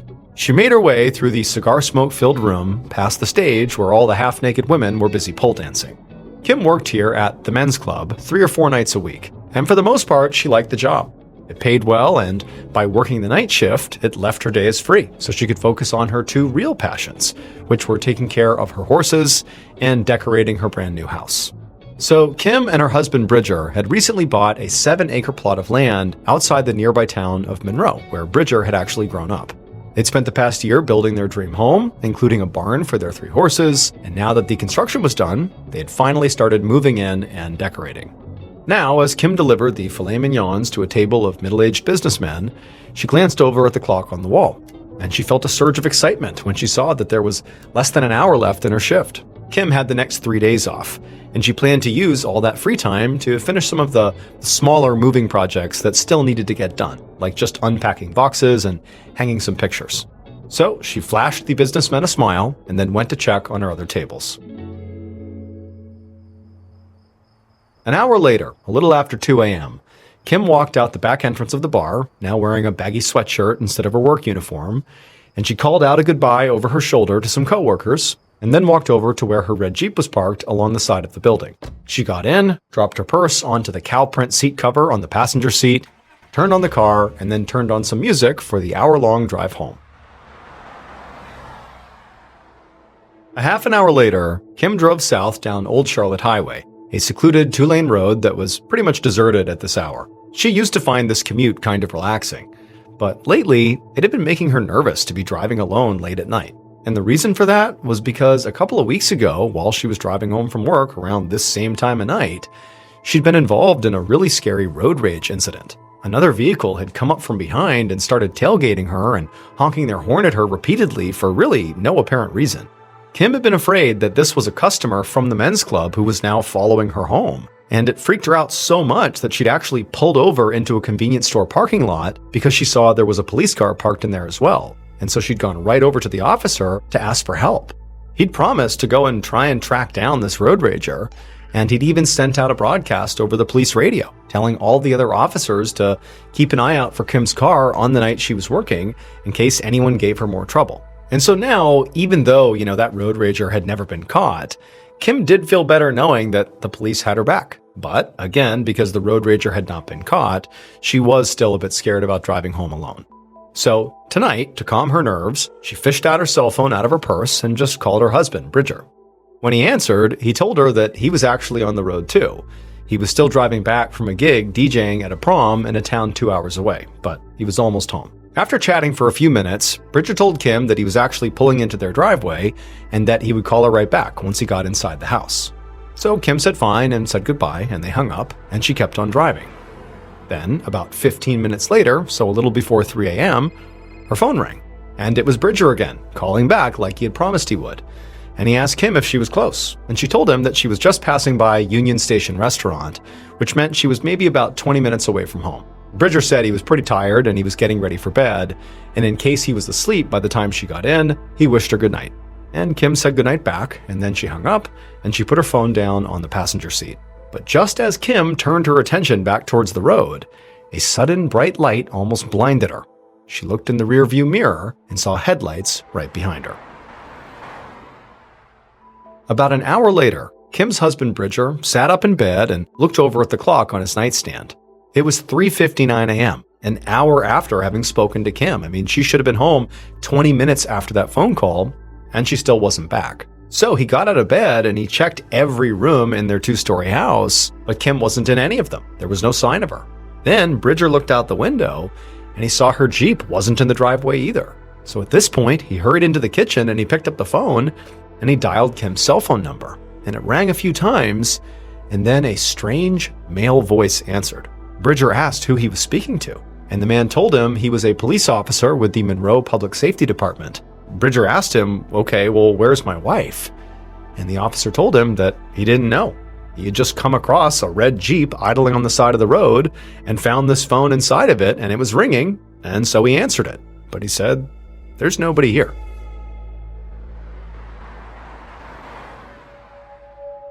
Several minutes later, so this is a little bit after 4 a.m. on March 29, 1997, Assistant Chief Bobby Hulk, a police investigator with the Monroe Public Safety Department, drove north along Old Charlotte Highway. He drove his patrol car past parking lots and houses until he reached the very edge of town. And finally, he saw what he was looking for: a red Jeep parked along the opposite side of the road, with another patrol car parked right behind it. He pulled a U-turn and parked on the shoulder, and as he got out of his car, he recognized Captain David Simpson standing there, waiting for him. Simpson told Chief Hulk that he had just found this Jeep idling on the side of the road about 15 minutes ago with its headlights on, and he had walked up. There had been nobody inside of it, but when he looked in, there was a cell phone, and it began to ring. And so, acting on instinct, he answered the phone, and it was a man named Bridger Medlin who was calling saying, "I'm looking for my wife. This is her phone. She hasn't come home." And Captain Simpson also said that he actually recognized this Jeep from a random run-in he had had 2 weeks earlier outside of a convenience store with Kim Medlin.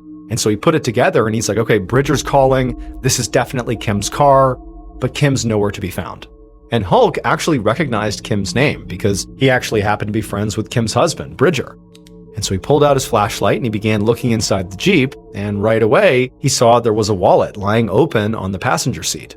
And when he looked inside the wallet, there were credit cards, there was cash, but there was like this clear section of the wallet where obviously you would slide your driver's license, and there was nothing there. So it very much looked like her license had been pulled out on purpose. Now, their initial theory was, okay, well, maybe Kim got pulled over by a police officer and took out her license to hand to the cop.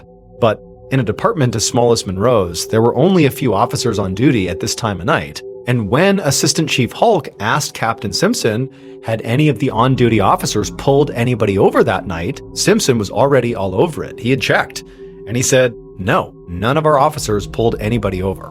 So this made Hulk wonder if maybe Kim had been pulled over by somebody posing as a cop. There had actually been dozens of reports over the years of so-called blue light bandits pretending to be police officers in order to harass drivers, especially young women. But those cases were really quite rare, even though they did happen. So Hulk didn't want to jump to any conclusions quite yet. Just then, Hulk heard a truck engine and saw headlights approaching up the highway. So he set the wallet back down on the seat and then walked over to where a black pickup truck was now pulling to a stop right behind Hulk's car. A tall man with blonde hair got out of the driver's seat, and right away Hulk knew who it was. It was his friend and Kim's husband, Bridger. And Bridger looked frantic, and he demanded to know what had happened to his wife. But Hulk told him to calm down, that they were here to try to figure out what happened to his wife and where she went. Hulk went on to say that, look, we showed up and we just found her car here. But there were no broken windows or slashed tires or any sign of a struggle, so it was possible that maybe Kim just ran into car trouble and maybe she went out to go find help. But then, without asking for permission, Bridger pushed past Hulk and just climbed right inside of the Jeep's driver's seat and said, well, let's test your theory right now and see whether the car was working. Hulk told him to get out of the Jeep, but Bridger just totally ignored him, and then he put his wife's car in drive and moved it forward a few inches. Then he put it in reverse, and he drove it backward, ultimately parking it in its original place, showing that it worked just fine. And even though at this point Hulk was kind of annoyed with Bridger for what he had just done, he couldn't help but think, this is bad, something's going on here. And so Hulk walked over to his car, and he radioed the dispatcher for reinforcements. And he asked them to bring a police dog so they could try to track Kim's scent in case she left on foot.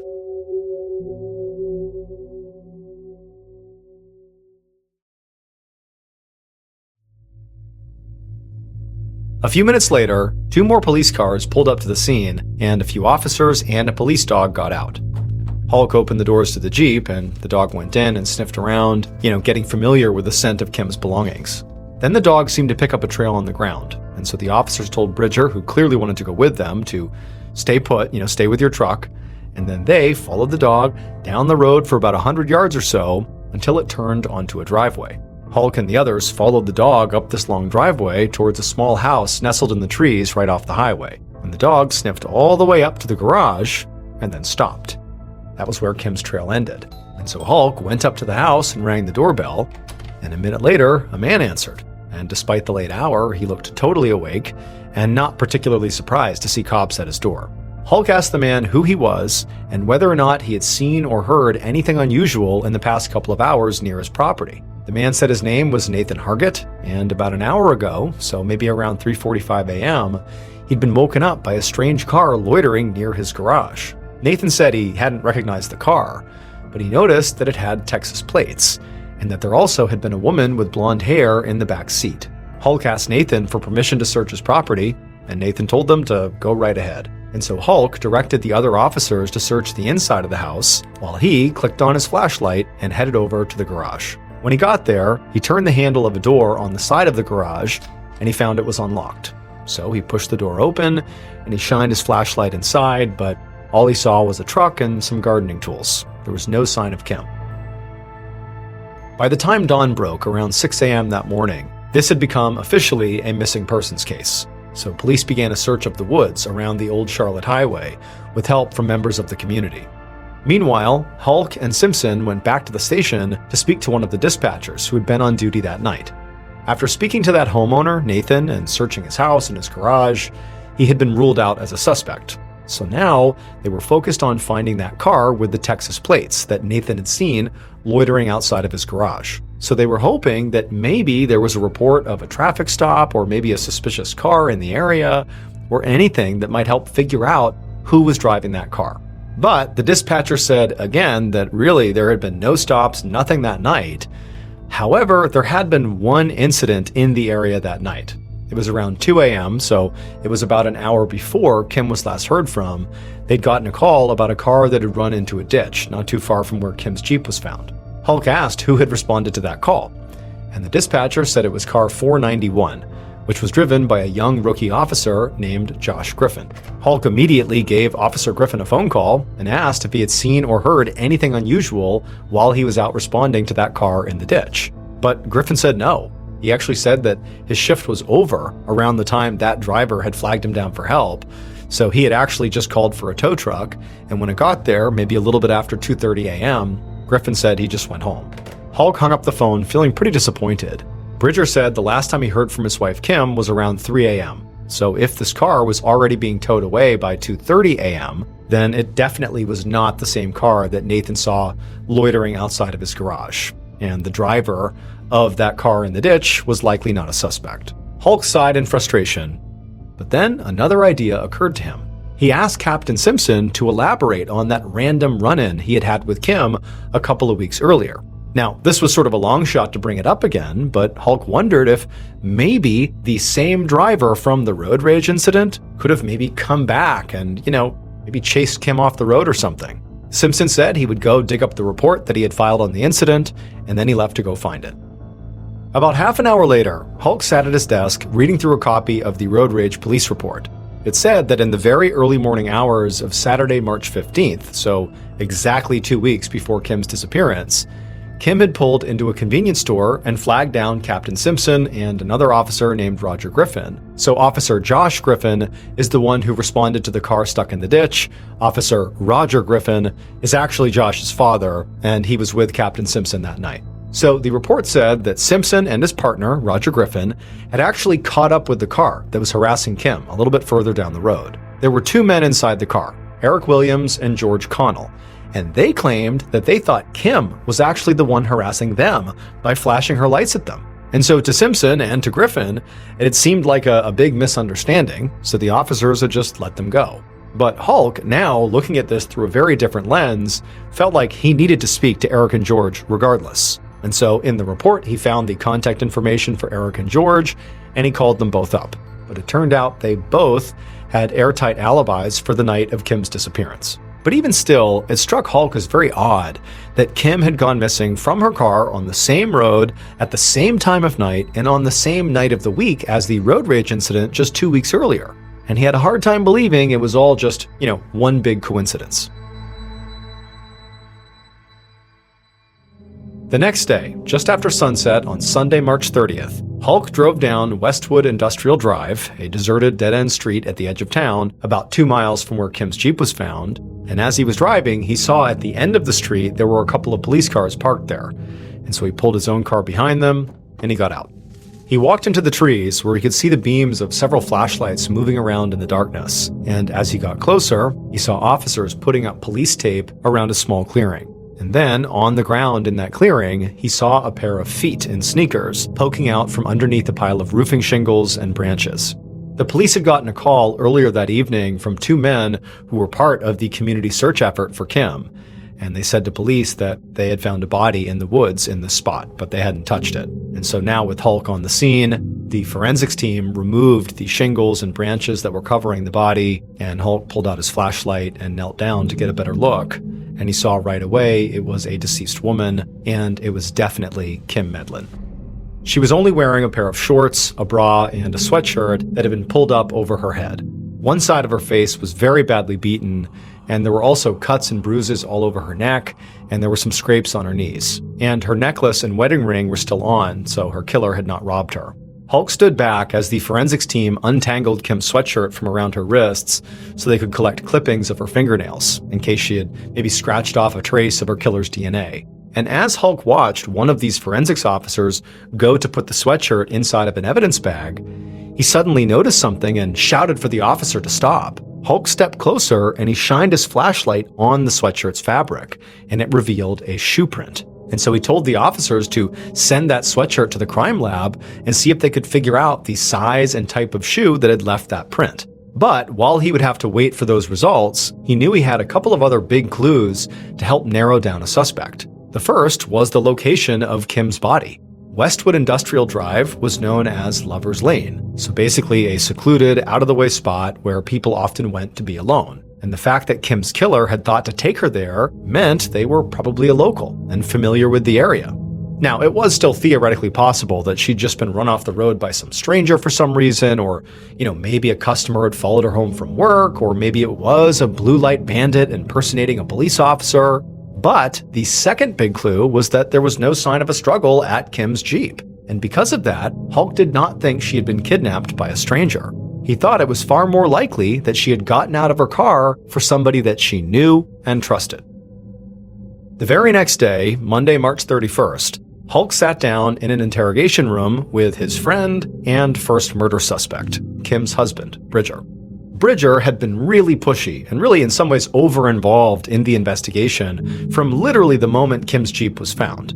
He'd messed with the crime scene by getting into the Jeep without permission, and now Hulk had information that Bridger had lied about his alibi. So when Kim first went missing, Bridger had told the police that he got home around 2:30 that morning, he called Kim for a brief chat a little before 3, and then he immediately went to bed. But now, a police officer had told Hulk that he had seen Bridger's black pickup truck driving around the center of town around 2:30 a.m., which was nowhere near Bridger's house, and nowhere near the route he would have taken to get back from his DJing gig. So once Hulk sat down, immediately he could see that Bridger was visibly distraught. I mean, he's just learned that his wife was found dead, but Hulk had a job to do. And so he cut right to the chase. And he said to Bridger that, hey, this other officer said they saw your truck driving around in town. It contradicts your alibi.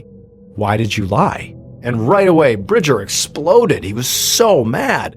And he shouted at Hulk that he couldn't believe at a time like this, you would accuse me of lying to you? You're insinuating that I hurt my wife? I didn't do this. He also yelled at Hulk for just wasting time looking at him as a suspect when there were so many clues pointing to a different story, like the lack of a struggle at the Jeep and the rolled down window and missing driver's license, all of which made it look like a traffic stop gone wrong. Bridger said he knew Kim better than anybody, and she would never, ever get out of her car in the middle of the night for a stranger, especially after that road rage incident 2 weeks earlier. She was on edge. She never would have done that.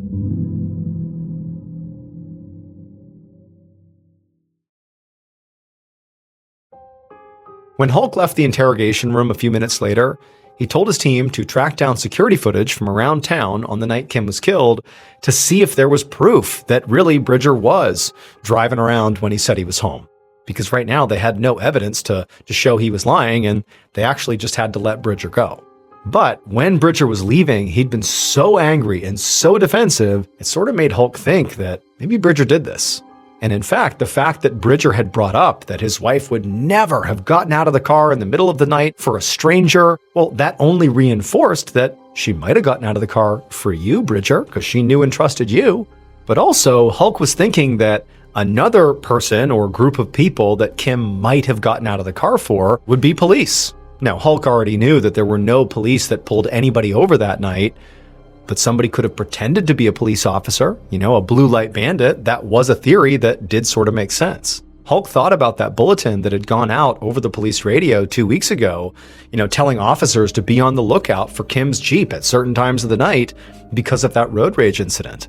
Now, police radios were not private, so anybody with a police scanner could have been listening in, and what they would have heard is, around this time of the night, this woman, Kim, often drives this road all by herself. And they basically could have just been waiting for her, knowing she was vulnerable. So Hulk picked up his phone and he began calling around to other police departments in the region. And he actually found out there had been 2 separate reports of blue light bandits harassing women recently. Now, one of the culprits had already been caught, and he was in jail when Kim was killed, so it could not have been him. But the other suspect still hadn't been found. A couple of days later, on April 4th, Assistant Chief Bobby Hulk slammed down the phone in frustration and crossed another name off a list on his notepad. It had been 5 days since Kim's body was found, and all the leads he'd had at the start of the investigation were now coming back as dead ends. When he tracked down surveillance footage from the night of Kim's disappearance, there was no sign of her husband Bridger's truck driving through town until 4 a.m., after Kim's Jeep had been found by police. So the officer who claimed to have seen Bridger's truck driving around at 2:30 did appear to have been mistaken, as Bridger said. Hulk also had reached out to Kim's manager and co-workers at the bar she worked at, thinking maybe her killer might have been a patron who followed her home. But none of them knew of any problems she had had with customers. Meanwhile, Hulk's team had spoken to a man who worked the night shift at a business that was near where Kim's Jeep had been found. He said he had left work a little before 3 a.m. on the night that Kim disappeared. And as he was waiting to turn onto Old Charlotte Highway, he had seen her red Jeep go past. And right afterwards, he saw another car that was going in the other direction make a sort of sudden, sharp 3-point turn and speed right after the Jeep. The man had said that this other car had lights on the roof and reflective tape on the rear, and he thought, or at least assumed, it was a police car, but he didn't get a good look at the markings. Now, Hulk knew that every single Monroe police officer that was on duty that night was accounted for, and they hadn't pulled anybody over at the time that Kim went missing. However, this new information certainly did support the theory that maybe Kim's killer was posing as a police officer, that they were a blue light bandit. So, Hulk had spent the past couple of days trying to track down witnesses who had seen that other blue light bandit who was recently reported in a nearby town but had never been caught, but he kept coming up dry. Nobody knew anything that could help track down that suspect. So, it seemed like the investigation was really starting to slow down. But then, Hulk's phone rang, and he answered it, and it was an expert from the forensics lab who had just finished analyzing that shoe print that had been found on Kim's sweatshirt. And so Hulk leaned forward in nervous anticipation as the expert told him the results. And when he did, Hulk knew exactly how to find Kim's killer.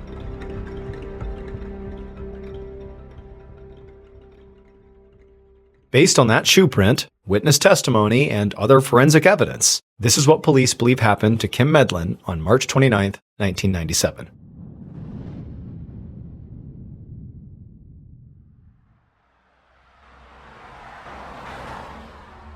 Around 3 a.m., the killer was driving down Old Charlotte Highway. They'd been prowling around for hours, pulling over young women for minor traffic infractions or sometimes for doing nothing wrong at all. And as they drove, they saw a familiar red Jeep pass by. The killer had seen that Jeep coming down this road several nights a week, and they'd sort of grown obsessed with the young blonde woman who was driving it. And now they decided it was finally time to do something about that. So they pulled an abrupt 3-point turn and raced after the Jeep and flipped on their car's flashing lights. Pretty soon, the Jeep pulled over onto the shoulder, and the killer got out of their car and walked up to the driver's side window. The woman inside naturally rolled down the window, and she handed over her driver's license, which said her name was Kim Medlin. And then she politely asked what the problem was, and the killer just told her to get out of the car.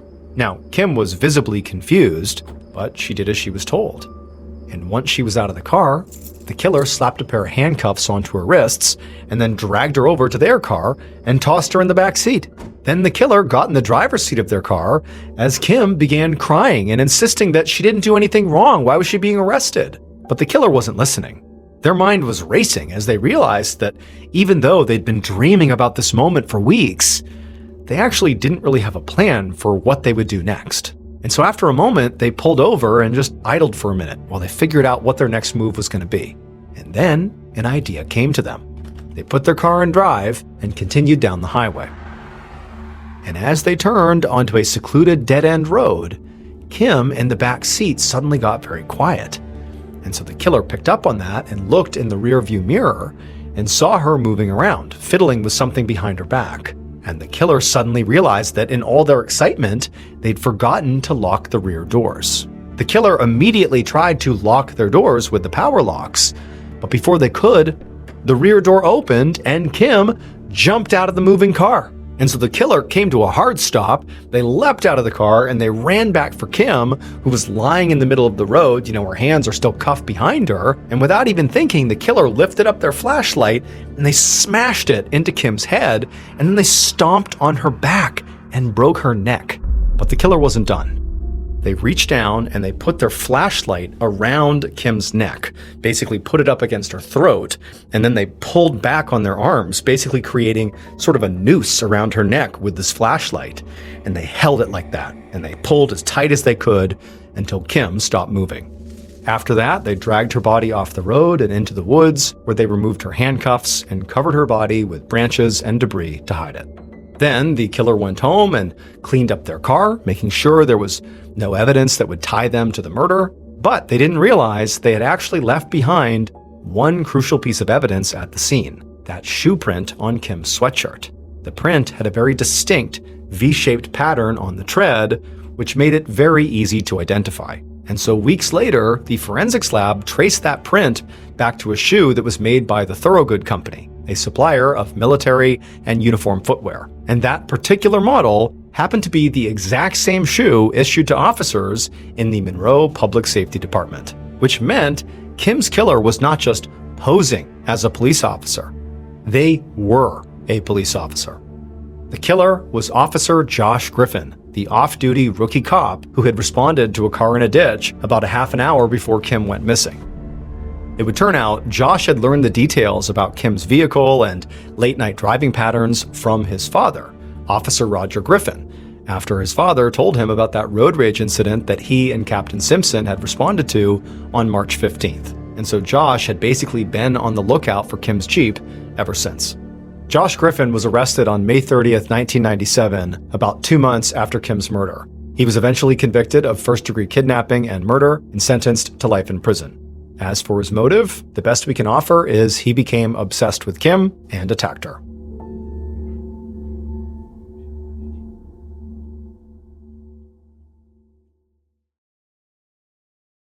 A quick note about our stories. They are all based on true events, but we sometimes use pseudonyms to protect the people involved, and some details are fictionalized for dramatic purposes. The MrBallen podcast, Strange, Dark, and Mysterious Stories, is hosted and executive produced by me, MrBallen. Our head of writing is Evan Allen, produced by Jeremy Bone. This episode was written by Kate Gallagher. Research and fact-checking by Shelley Shue, Samantha Van Hoos, Evan Beamer, Abigail Shumway, and Camille Callahan. Research and fact-checking supervision by Stephen Ear. Audio editing and post-produced by Whit Lacasio and Cole Lacasio. Additional audio editing by Jordan Stidham. Production coordination by Samantha Collins. Production support by Antonio Manata and Delana Corley. Artwork by Jessica Clogston-Kiner. Theme song called Something Wicked by Ross Bugden. Thank you for listening to the MrBallen podcast.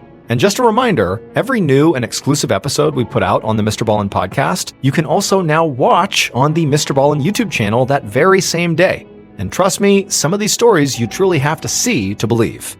Again, my YouTube channel is just called MrBallen. If you want to listen to episodes 1 week early and ad-free, you can subscribe to SiriusXM Podcasts Plus on Apple Podcasts or visit SiriusXM.com/Podcast Plus to listen with Spotify or another app of your choice. So that's going to do it. I really appreciate your support. Until next time, see ya.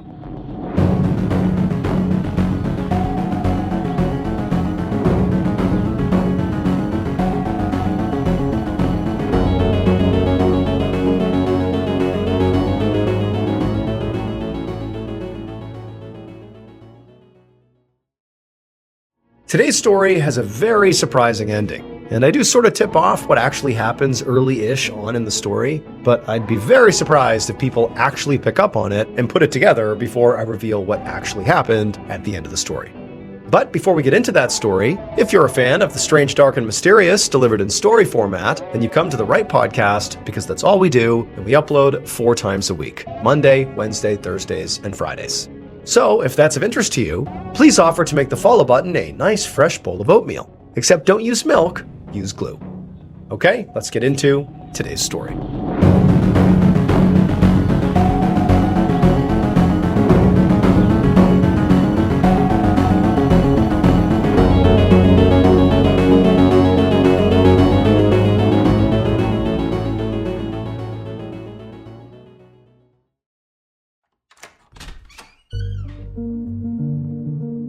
Early on the evening of June 12, 2012, a 25-year-old woman named Noemi Ballen opened up the door to her hotel room on Phi Phi Island, which is a major tourist destination in Thailand. Once the door was unlocked, Noemi pushed it open, and she held it for her little sister, 20-year-old Audrey, who came in wheeling all their suitcases. Noemi and Audrey were both from Quebec, Canada, and they were also both college students, and they were on this big month-long vacation to celebrate the end of the school year.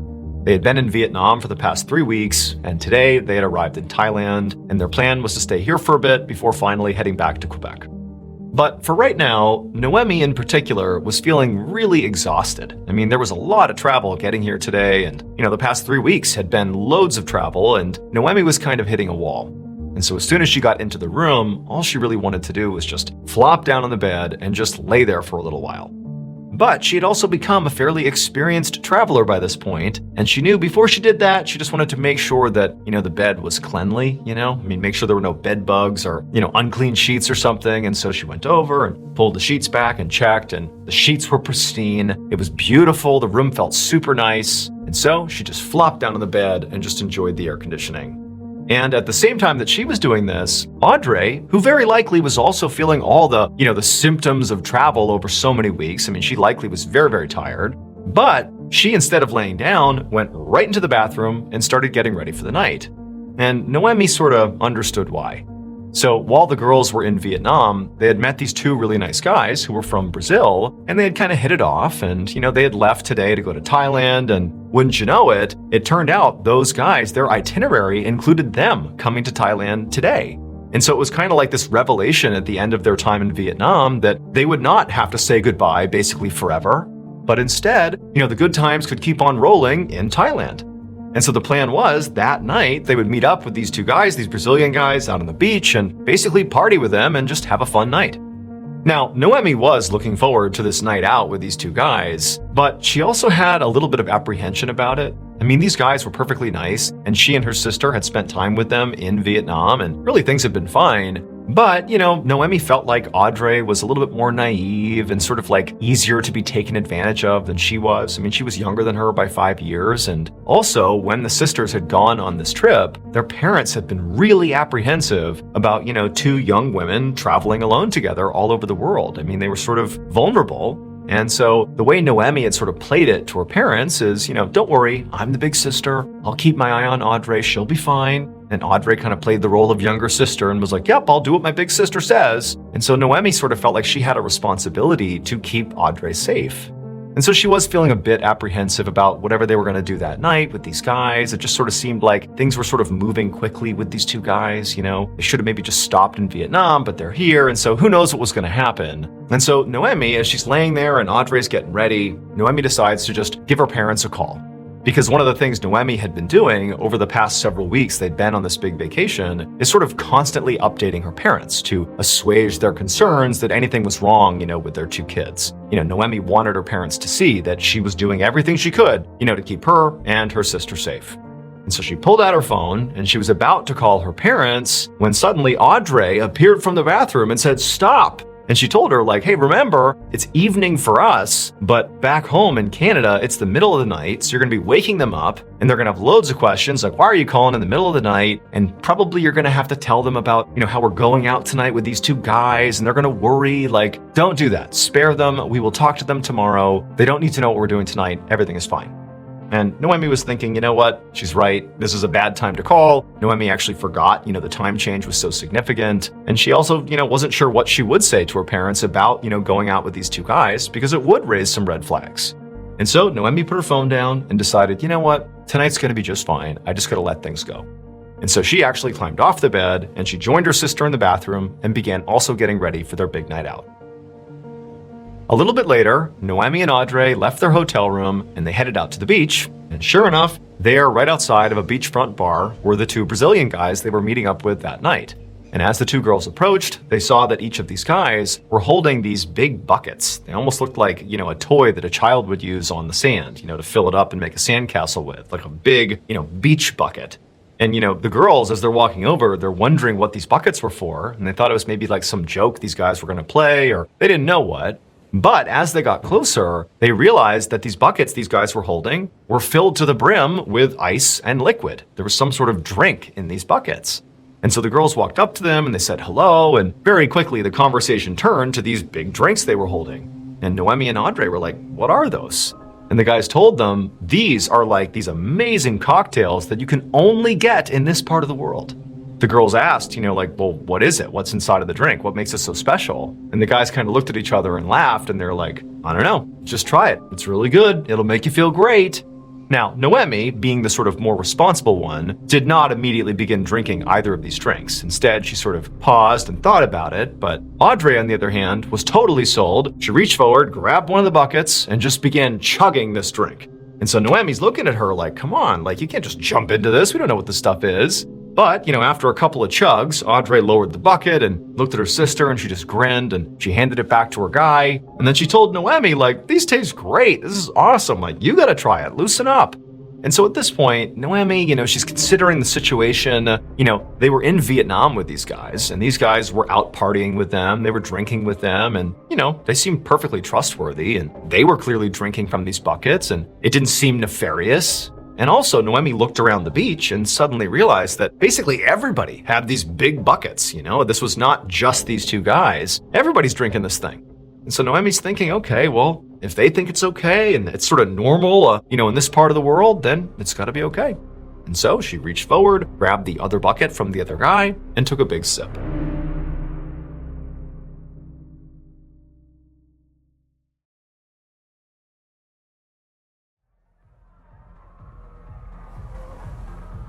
Several hours later, well after the sun had gone down, Audrey and Noemi were having a great time with their Brazilian friends.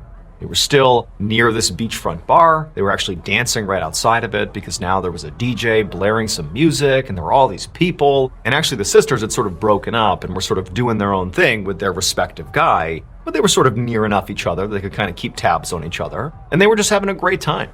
By this point, they had jumped in the ocean and gone swimming, they had eaten a ton of local food, and Noemi had lost count of how many of these big bucket drinks they had all consumed together.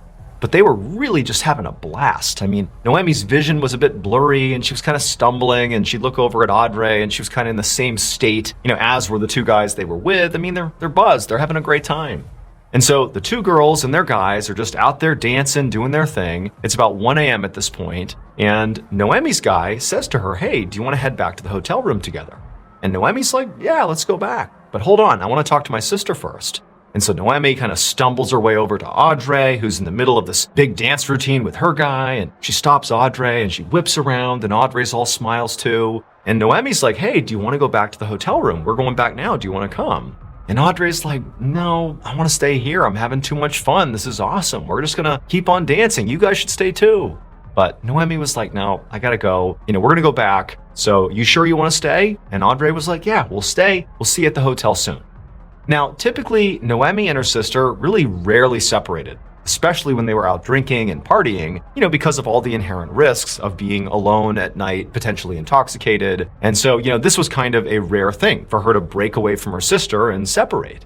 But it just seemed like this was okay. It was safe. And, these guys they were with, they really seemed like stand-up guys. And again, they were just having a blast here. And Noemi didn't really want to stop her from having a good time. And so ultimately, she did say bye to her sister and said she'd see her soon. Noemi turned, and with her guy, she headed back to the hotel. And Audrey kept on dancing with her guy in front of the beach bar.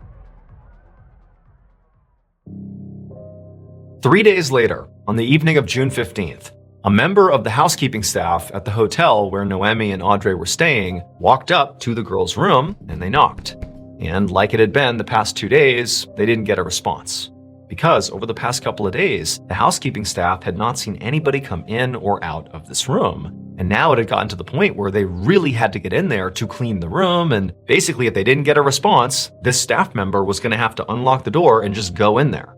And so one more time, they knocked on the door and called out, housekeeping, just in case somebody was in there. But again, there was silence. So the staff member put their card into the door, they unlocked it, they opened it up, and stepped inside. And seconds later, that staff member was literally running out of the hotel room, screaming for help. At 9 p.m. that night, a team of police officers, led by Lieutenant Colonel Rat Somboon, arrived at the hotel room. Somboon was an experienced police officer, and he'd already been briefed on what was found inside the hotel room. So when he and his team walked inside and saw it for themselves, he wasn't shocked.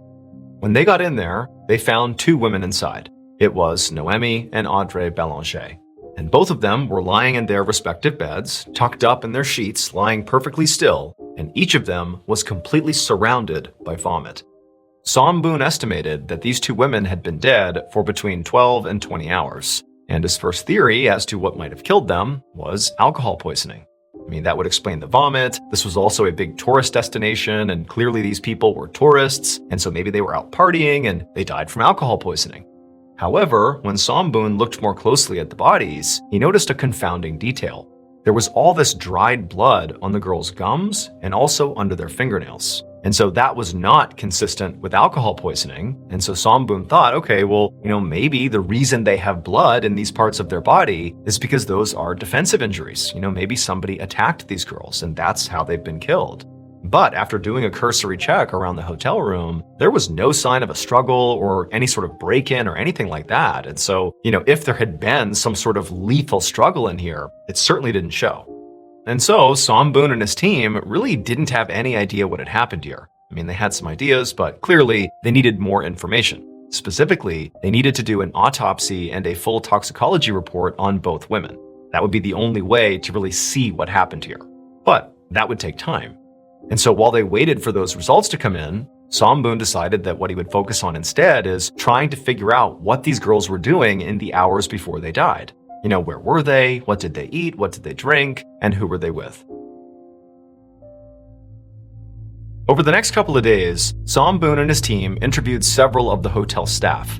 And from those interviews, they learned that Audrey and Noemi were visiting Thailand from Canada, and on the first night they were here, the 2 women went out early in the evening, and then one of them came back with some guy, some unidentified man, at 1 a.m. They came back to the hotel. And then at 4 a.m., the other girl came back to the hotel, also with an unidentified man. And so there are Noemi and Audrey and these 2 unidentified men that are in the hotel room, presumably, from 4 a.m. until 6 a.m., when both of these unidentified men left the hotel room together, and the 2 girls were presumably left inside the hotel room. Lieutenant Somboon reviewed some security footage from the hotel, which confirmed this entire timeline was correct, which meant Somboon really needed to speak to these 2 unidentified men because they clearly were the last ones to see these girls alive. And so the police department put out an announcement about Noemi and Audrey's deaths, as well as a public call for help in identifying these 2 unidentified men. And shortly after making this announcement, the police learned that these 2 men were Brazilian, and unfortunately, they had already left Thailand on their way back to Brazil. And so obviously Brazil is outside of his jurisdiction, and so he had to appeal to Interpol, which is an international police organization, and appeal to them to find these 2 Brazilian men and interview them. About a week later, Somboon finally got a call from Interpol. They had found these 2 men and they had interviewed them. And they told Somboon that when they informed these 2 guys that Noemi and Audrey had died, the 2 men seemed genuinely shocked. And then when they were asked, why were you so quickly on a flight out of Thailand back to Brazil? They said, no, there's nothing suspicious about it. We already had booked those tickets way in advance. We just got on the flight and left. There's nothing more to it. And so Interpol said they continued to press these guys and asked them, hey, you were the last ones who were with these girls before they died. Tell us about their condition. Tell us how you left them when you left the hotel at 6 a.m. And the 2 guys, they said, look, they did seem like maybe they were already hungover or sort of sick from, partying the night before. They definitely did seem a little bit down, but they were basically fine. However, Interpol said it was fairly interesting that the two men did admit that following, their night out with Noemi and Audrey, the next 2 days, they were stuck in bed themselves, totally sick, vomiting, ill. They didn't know what from, but they said they were very, very sick following their encounter with these two girls. Samboon thanked the Interpol officer and then hung up. And even though Samboon couldn't help but feel still pretty suspicious of these two Brazilian guys, he now was thinking, okay, well, if they said they got really sick after, spending time with Noemi and Audrey, maybe what happened here is, all four of them got sick with something, some illness, and the guys survived it and the girls didn't. And so Samboon began to think of, what type of illnesses could they have contracted? And the first thing that Samboon began to think about that could have been an illness that all four of these tourists could have contracted was food poisoning. Tourists come to Thailand and try the local food, and sometimes it makes them really, really sick. In particular, there were two types of food in Thailand that were sort of notorious for giving tourists the worst food poisoning. One of them was a particular type of mushroom, and another was blowfish. And these two items, if your body reacted badly enough to them, it could be lethal. However, when Samboon got back the autopsy reports and the toxicology reports, he realized his theory about food poisoning was definitely wrong.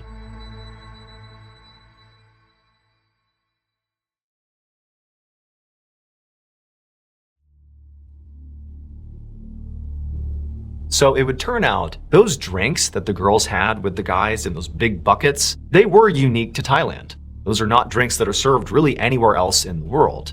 And that's because those drinks are just not safe. And for whatever reason, it sort of blossomed in Thailand and it's sort of an accepted thing. But when you hear the ingredients of what's in this drink, you'll understand why it's not like a sanctioned or more popular thing outside of this small part of the world.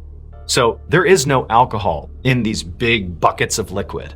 Instead, it includes crushed up narcotics, it includes cough syrup and Coca-Cola, and in some cases, pesticide. In fact, specifically DEET, which is the main ingredient in mosquito repellent.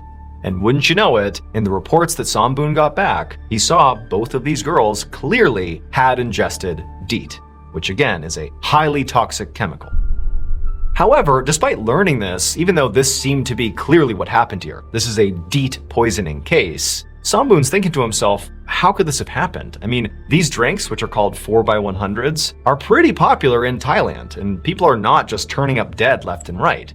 It's a dangerous drink, no doubt, but, people do not die with any regularity from drinking it. And so Samboon thought, what must have happened here is whoever mixed this particular batch of 4x100s must have accidentally included too much DEET. And so that would explain how, the two girls died from DEET poisoning, too much DEET in their drinks, and that very likely the guys as well consumed the same batch, which had tons of DEET in it, but, their bodies were able to withstand it and they survived it despite getting very, very sick. And so 9 days after the two girls had died, their bodies were sent from Thailand back to Canada, along with the Thai police's official findings that this was an accidental DEET poisoning. However, when Noemi and Audrey's remains arrived in Canada, they did not go straight to their family. Instead, they went to a leading coroner in Quebec whose name was René Roussel. So by this point, the girls' parents were obviously heartbroken, but more than that, they were furious. The way they found out about the deaths of their daughters was on the media. I mean, despite the fact that the police were immediately called when the girls were found dead, the Thai police did not get in touch with the family. They only got in touch after their investigation was done, and they're like, hey, by the way, your daughters are dead, and it was a DEET poisoning. It is what it is. Good luck. And so the parents felt like, are you kidding me? Like, you didn't loop us in at all? We're spending days trying to get in touch with our daughters, and you knew all along they were already dead? So the parents have no faith, no trust in the Thai police. And then to find out, wait a minute, so they drank this drink that apparently is sold at this beach bar all the time. And oh yeah, it killed them, no big deal. What, there's no warnings at this beach bar about how dangerous this drink is? Shouldn't there be like a tourist warning or something? And also, it's kind of a lazy explanation that, well, the two guys they were with drank the same poison, but they didn't die just 'cause, and our daughters did. That doesn't add up either. This whole thing feels like laziness, at best, or at worst, a cover-up. Maybe this looks really bad for Thailand that these tourists have died and it could have been prevented. And so the parents felt like we can't just take their explanation at face value. Like clearly something is going on here, something's wrong. And apparently the Canadian government felt the same way as the parents. This case was all over the news and they also felt like, wait a minute guys, like we haven't looked closely enough at this. What's really going on here? And so it was actually the Canadian government who told René Roussel to go ahead and do another autopsy on these girls' remains. Let's really see if it was DEET that killed them, or maybe if it was something else. And when René checked Noemi and Audrey's bodies, she did discover there was DEET in their system. However, not nearly enough to kill them. So while it seemed plainly obvious that yes, they must have consumed those 4x100 drinks, that couldn't have been the thing that actually killed them. However, René didn't find any other poisonous substances in these girls' bodies. Like there wasn't another explanation. It just showed there was DEET, but that was basically it. And so René, she's thinking like there's gotta be some explanation here. And so René really began to do some serious research into this whole case, and eventually she found something. And it horrified her, it horrified the family, it horrified the world. It would turn out, from René Roussel's additional research, Noemi and Audrey were far from the first tourists to die this way in Thailand. Between 2009 and 2015, at least 20 tourists have been found dead under very similar circumstances. Now, René believed that what must have happened here is all these people, including Noemi and Audrey, must have been poisoned, but the common denominator did not appear to be food or drink. It had to be something else that was poisoning them, something that was damaging blood vessels that would account for the blood under the fingernails and the gums, but also metabolized so quickly that after death, this particular poison could not be detected. And René figured out she was correct. So when Noemi and Audrey first arrived in Thailand, they went to their hotel room, and one of the first things that Noemi did is she pulled back her sheets to check for bed bugs. She wanted to make sure her bed was clean before she laid down and relaxed. And when she looked, it appeared clean. And it was because the sheets were clean. They had actually just been treated for bed bugs, so there were no bed bugs. However, the way this hotel and other hotels, not just in Thailand, but in other parts of the world, the way they were treating for bed bugs was by spraying the sheets with pesticide, specifically phosphine gas, which is highly toxic to bed bugs, so it gets rid of the bed bugs, but it's also highly toxic to people.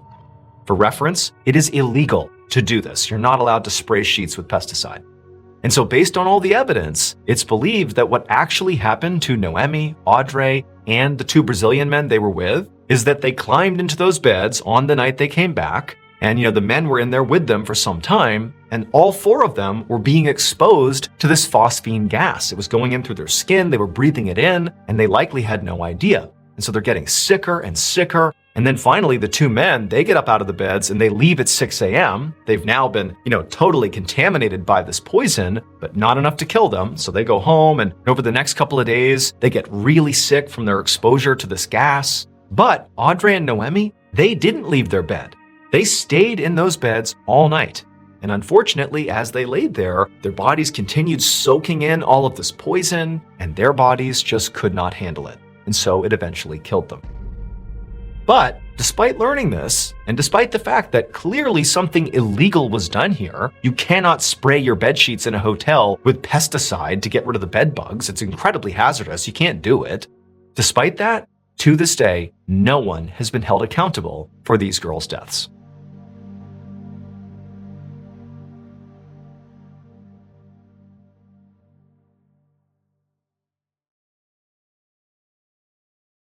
A quick note about our stories. They are all based on true events, but we sometimes use pseudonyms to protect the people involved, and some details are fictionalized for dramatic purposes. The MrBallen podcast, Strange, Dark, and Mysterious Stories, is hosted and executive produced by me, MrBallen. Our head of writing is Evan Allen, produced by Jeremy Bone, research and fact-checking by Shelley Shue, Samantha Van Hoos, Evan Beamer, Abigail Shumway, and Camille Callahan. Research and fact-checking supervision by Stephen Ear. Audio editing and post-produced by Whit Lacasio, Jordan Stidham, and Cole Lacasio. Production coordination by Samantha Collins. Production support by Antonio Manata and Delana Corley. Artwork by Jessica Clogston-Kiner.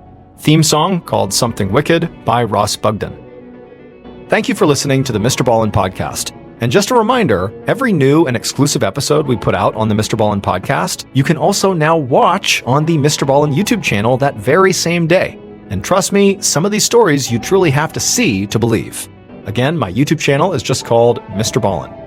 If you want to listen to episodes 1 week early and ad-free, you can subscribe to SiriusXM Podcast Plus on Apple Podcasts or visit SiriusXM.com/Podcast Plus to listen with Spotify or another app of your choice. So that's going to do it. I really appreciate your support. Until next time, see ya.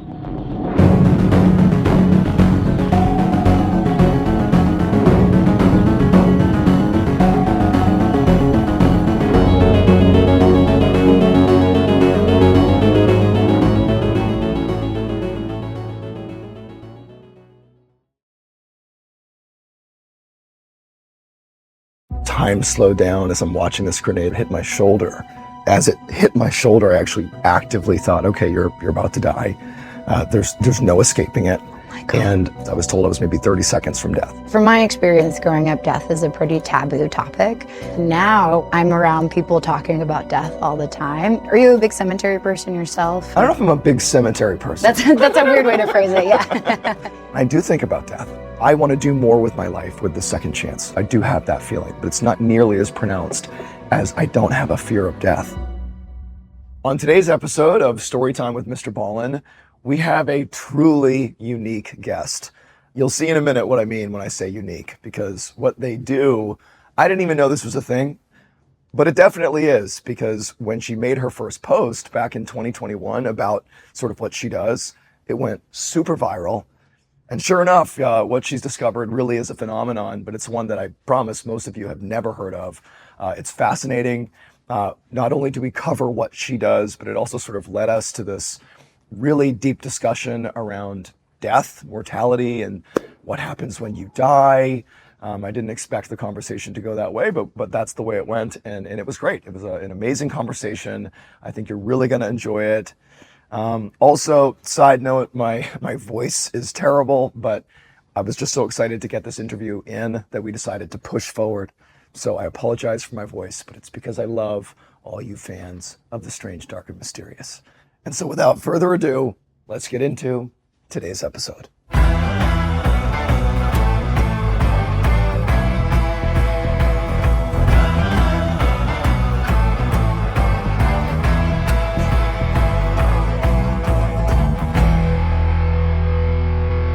I am Rosie Grant, aka Ghostly Archive, and this is Storytime with MrBallen. All right, so Rosie Grant, I know what you do. I mean, what you do is one of the more unique things I've seen, certainly on the internet or just at large. It's you find recipes on gravestones and you make those recipes and you post about it online and you get in touch with the families and the relatives, and it's gone super viral. But I guess now I've explained what you do, but tell me how the heck you got here. How did you start doing that? Well, I got started with this when I was trying to become a librarian. I was living in DC and I went to library science school. And it was pretty much, I think, 2020 is when I started the program. In 2021, I had to do an internship. So it was early days of COVID. All libraries were closed to new people. And so I interned at the only place that I could find, which was in a cemetery. So of course, yeah. Yeah. When you're trying to become a librarian. Hot internship. Yeah, really. Yeah, they were busier than ever. And I mean, it was wonderful. And I should say my parents are both ghost tour guides. So like being in a cemetery wasn't that weird from things that I did growing up as a kid. Are you a big cemetery person yourself? I don't know if I'm a big cemetery person. That's a weird way to phrase it, yeah. Have you gone to cemeteries? I frequented cemeteries. You've frequented. Yeah. I think I was very similar going into this. I frequented cemeteries. Yeah. But I didn't know anything about the death industry or how that worked. And so I got to basically do digital archives with their archivist, and I would take photos and I'd go on these site visits to geolocate different gravestones, and I made this sort of online tour of the cemetery. And in the process, I started a TikTok of like, what's it like to intern at a cemetery? And pretty much everything came from there. I didn't learn about my first gravestone recipe until maybe 5 or 6 months after starting the account. It was just at first different gravestones and memorials. And then I found a spritz cookie recipe on a gravestone in Brooklyn, New York. And so you actually brought me some of your spritz cookies. Yeah. And in full candor, I've already tried them and they're quite good. Yeah. And actually, as I'm tasting this, so did you know it was like a thing that people literally engraved recipes on gravestones? Did not know it was a thing. I was surprised to find one. So like in the early days of it, they're good, right? They're like nice and buttery. Good. Yeah.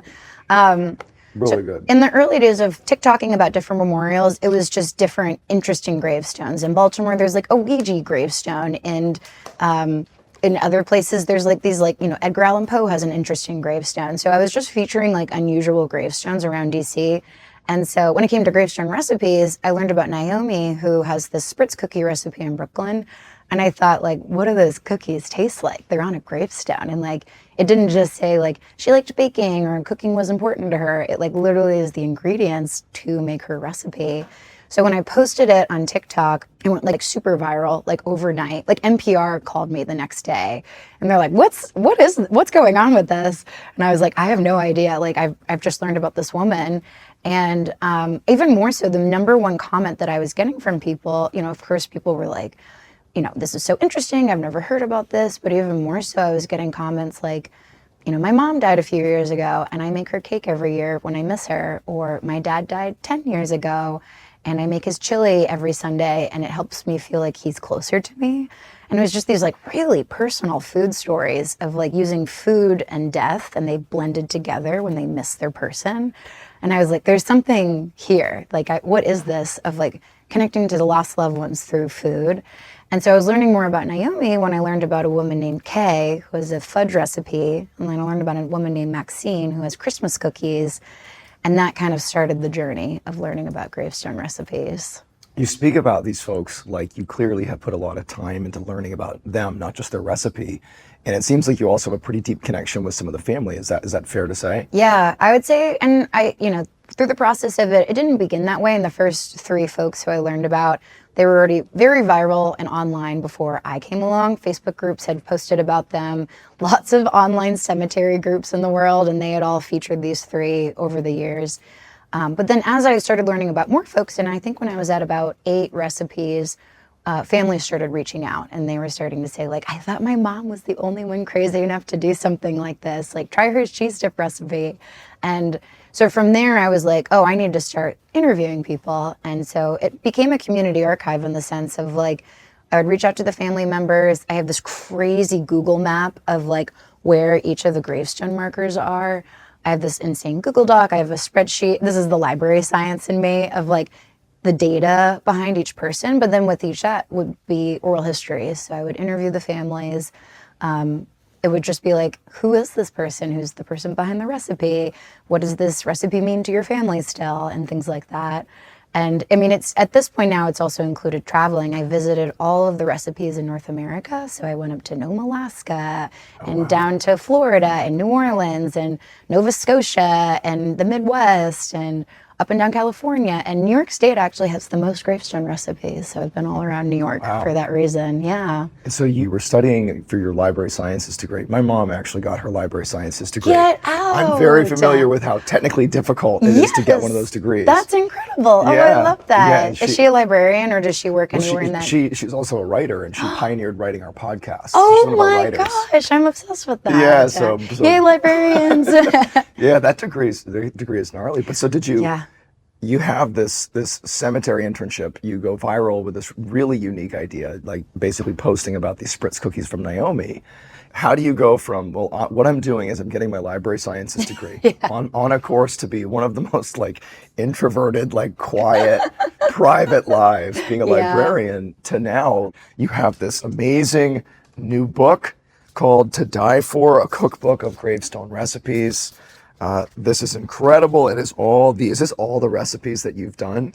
All the recipes with all the family approvals. There's a few more that I haven't gotten approvals from the family yet, but these were the ones that I was able to connect with, visit, photographed, and of course learn their stories. So that was it did become a lot more public and social than I think I was expecting. Yeah, so like how have you responded to this new life path, or do you feel like you're still sort of like, what's going on? I think every time I find a new gravestone recipe, I'm like, and that's it? the door is shut. I have no more people to research, but now it's kind of turned into this, it's grown almost beyond me. I'm getting phone calls. Some of the folks featured in this book, they learned about it from the project. So they like had seen a TikTok, and then their parent, they decided to do a gravestone recipe for their parent. One of the women who was featured in it, when I connected with her daughter, and I was like, hey, your mom has this gravestone recipe, this really good kosher vernishkas. She's buried in New Jersey. And I was like, can I include your mom in the project? And she was like, well, like, what are you exactly planning to do with like this information? And I was like, well, I'm working on a book. Could I include your mom in the book? And she's like, are you the right person to be doing this? And I was like, I had this like whole moment. I was like, I'm just a library science person. Like, maybe I'm not the right person to be doing this. And I should say I didn't really play up the TikTok side because I wanted to like show my other credentials.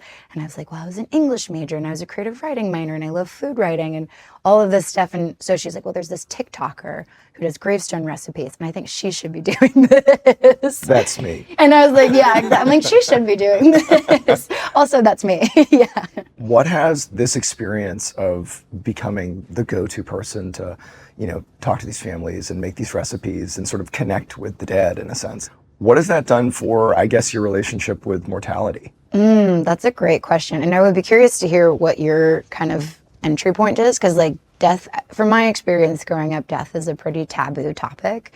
I think my parents are ghost tour guides and we go to cemeteries all the time. We love visiting cemeteries, and death is still really taboo. And my parents don't want to talk about where do they want to be buried? How do they want to be remembered? It's just like a very uncomfortable topic because it implies that we will die, which we will. Well, Yeah, unfortunately, yeah, exactly. And I think growing up, I remember my first like awareness of that I would die and my loved ones would die. I went to my great grandmother's funeral.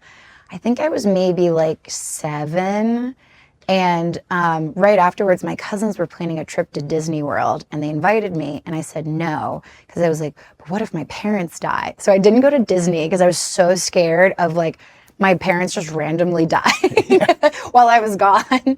But I was really freaked out by it as a kid. And I was so like consumed. I remember reading books and just like, I was so freaked out by it. And I think moving into adulthood, like, I had a girlfriend die in college we were English majors together, and I just did not know how to process it, didn't know how to talk about it with friends, and my whole little friend group who this girl was a part of just kind of fell apart. And so we had no idea how to process it and talk about it.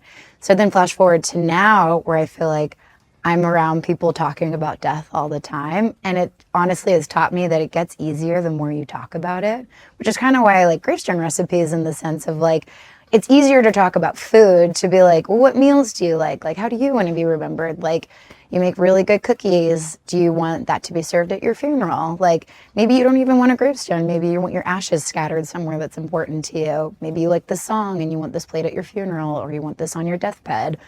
So there's just like a lot of things, and like the idea that it's healthy to talk about these things. This is also, I should say, based in the death positive movement. Are you familiar with that? I saw a reference to that in one of your interviews. Oh, no I'm way. not familiar with. I wasn't either until this. It started in hospice. Basically, this idea that people and society are better off if we talk about these things. It's not like, yay, death, like, woohoo, we're gonna die someday. Yeah.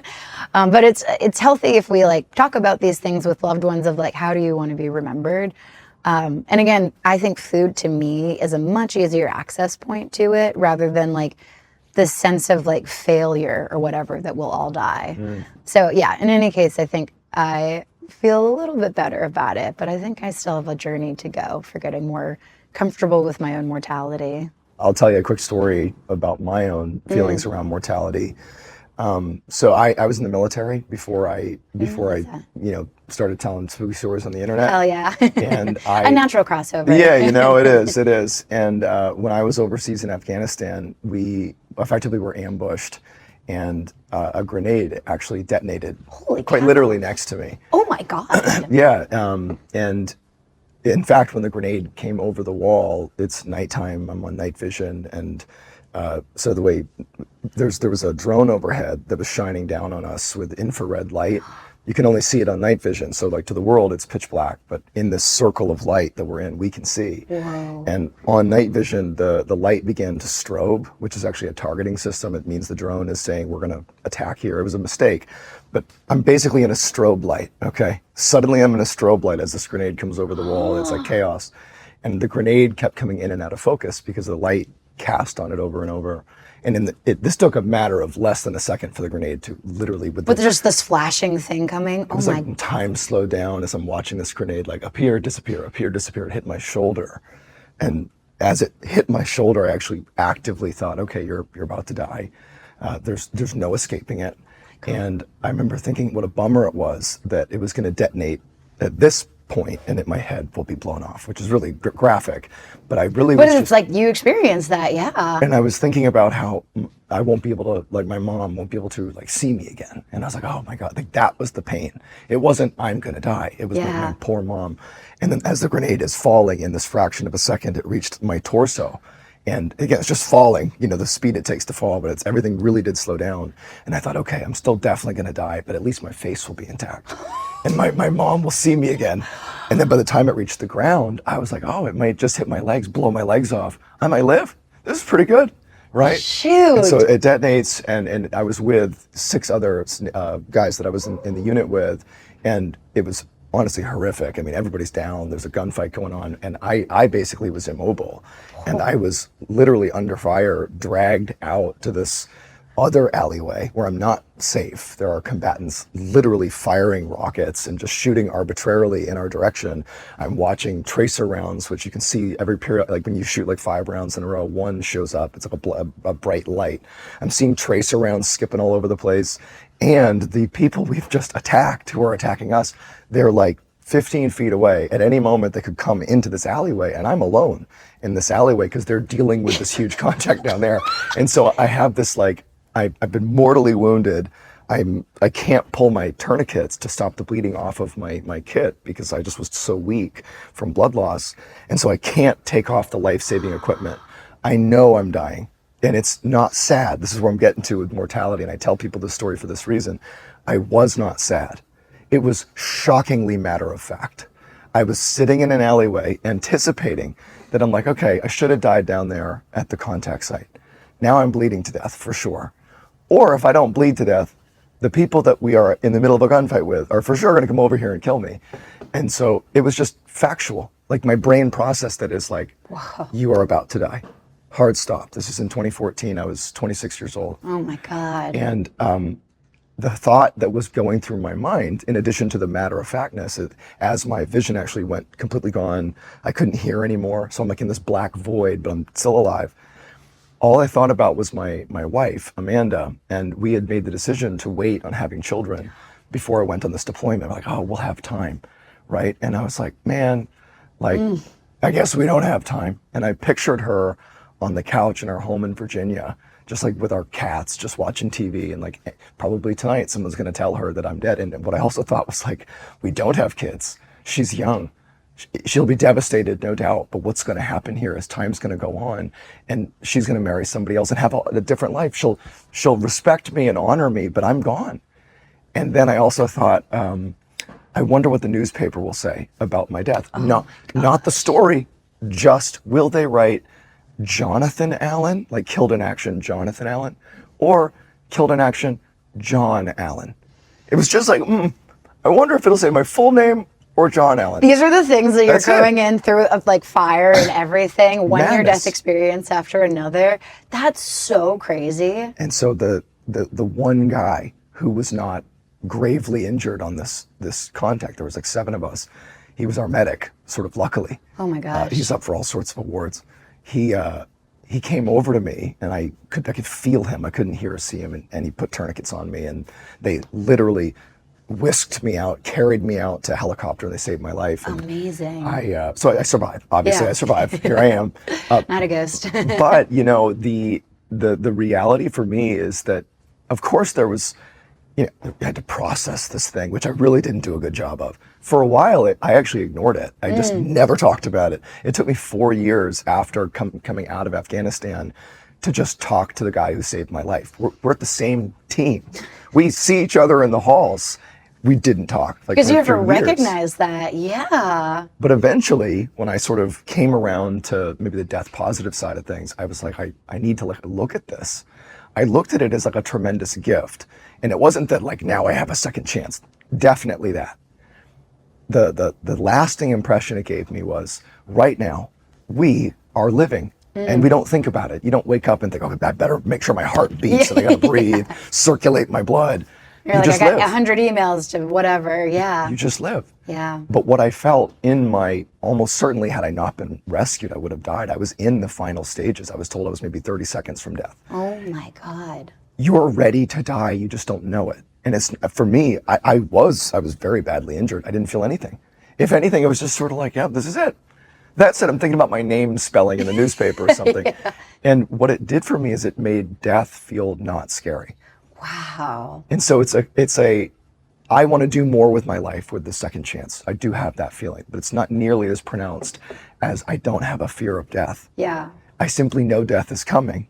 And I do think about death. It informs a lot of my decision making. Like whatever I want to do, it's timed against how much time I think I have, but it's not sad, it just is. Yeah. And I think people are so weary or scared of like, what's going to happen when you die? And granted, I don't really know, but I got close enough. To me, it was like, you're ready to die, you just don't know it, as messed up as that really is. Yeah. It's like hard because I think I don't want to focus on it on the day to day of the fact that like I'll wake up and being like, oh yeah, like people I know might die today or tomorrow or in 30 years or whatever. And like, once you get kind of over that, like you can go down the hallway of it's just fear taking over you all the time, or you can go down the hallway of like, yes, I accept it and this is okay and I'm going to live my life. And if anything, I think the idea of the death positive movement is like, well, okay, how do I want to live my life then? Because I can either be really scared about it or completely ignore it, or I can just live my life. You know, I only have this life that I know of for right now. I might as well take advantage of it and, you know, do a very cool storytelling podcast or be a cemetery TikTok or whatever makes us happy, rather than I'm just, you know, I think also the pandemic for me, I was a lot more death aware because I think we were all talking about like our loved ones might die. And I think I felt very similar of like, I'm not really thinking about my death in the sense of like, how am I going to go out? Like, it's more of like, well, what will my husband feel about this? And what's he going to do? And what will my siblings do? And like, yeah, it's so, I don't know. The brain is so interesting like that. That's crazy. And you mentioned earlier that your folks gave ghost tours, and you've mentioned several times that you have this affinity for cemeteries, of course. Was that because your folks gave ghost tours that you have this interest in cemeteries, or is this just like innate? You've just always been interested in them? I think I've always been interested in them. I find them really peaceful places. When I was in high school, I would walk through a cemetery on my way home. Just that was the shortcut, was through a cemetery. And it's fun to like read through names and see different like funny quotes or inside jokes or people's photos and art. And there's just so many things on different gravestones that I find like endlessly interesting. It's like a little piece of each person. And if you walk through a cemetery in the Midwest, the cemeteries in the Midwest are like everything, like, you know, someone's fishing boat might be on it, or like a photo of their favorite beer can, or like literally anything could be on a gravestone. So I don't know, I really have always liked them. But I'd say more recently, I've been learning of like, what's cemetery preservation like, and what is it like to bring the community in, and what's the history of American cemeteries, and all of the, you know, extra pieces to it, other than just the vibe. So do you plan to put a recipe on your gravestone? I feel like I have to at this point. I have to, yeah. Are you like, do you and your wife talked about doing a cemetery as well, or gravestones? The thing is that could be a topic of discussion. Totally. That is on limits for us. We have not Absolutely. had it. It's one of those things of like, you don't usually deal with it until you have to deal with it. I feel like because of, you know, what I do with TikTok and with cemeteries, and I love cemeteries.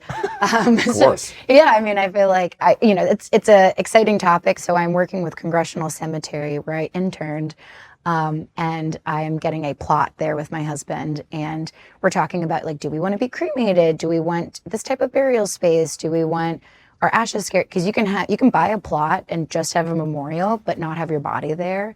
There's new things in death studies these days.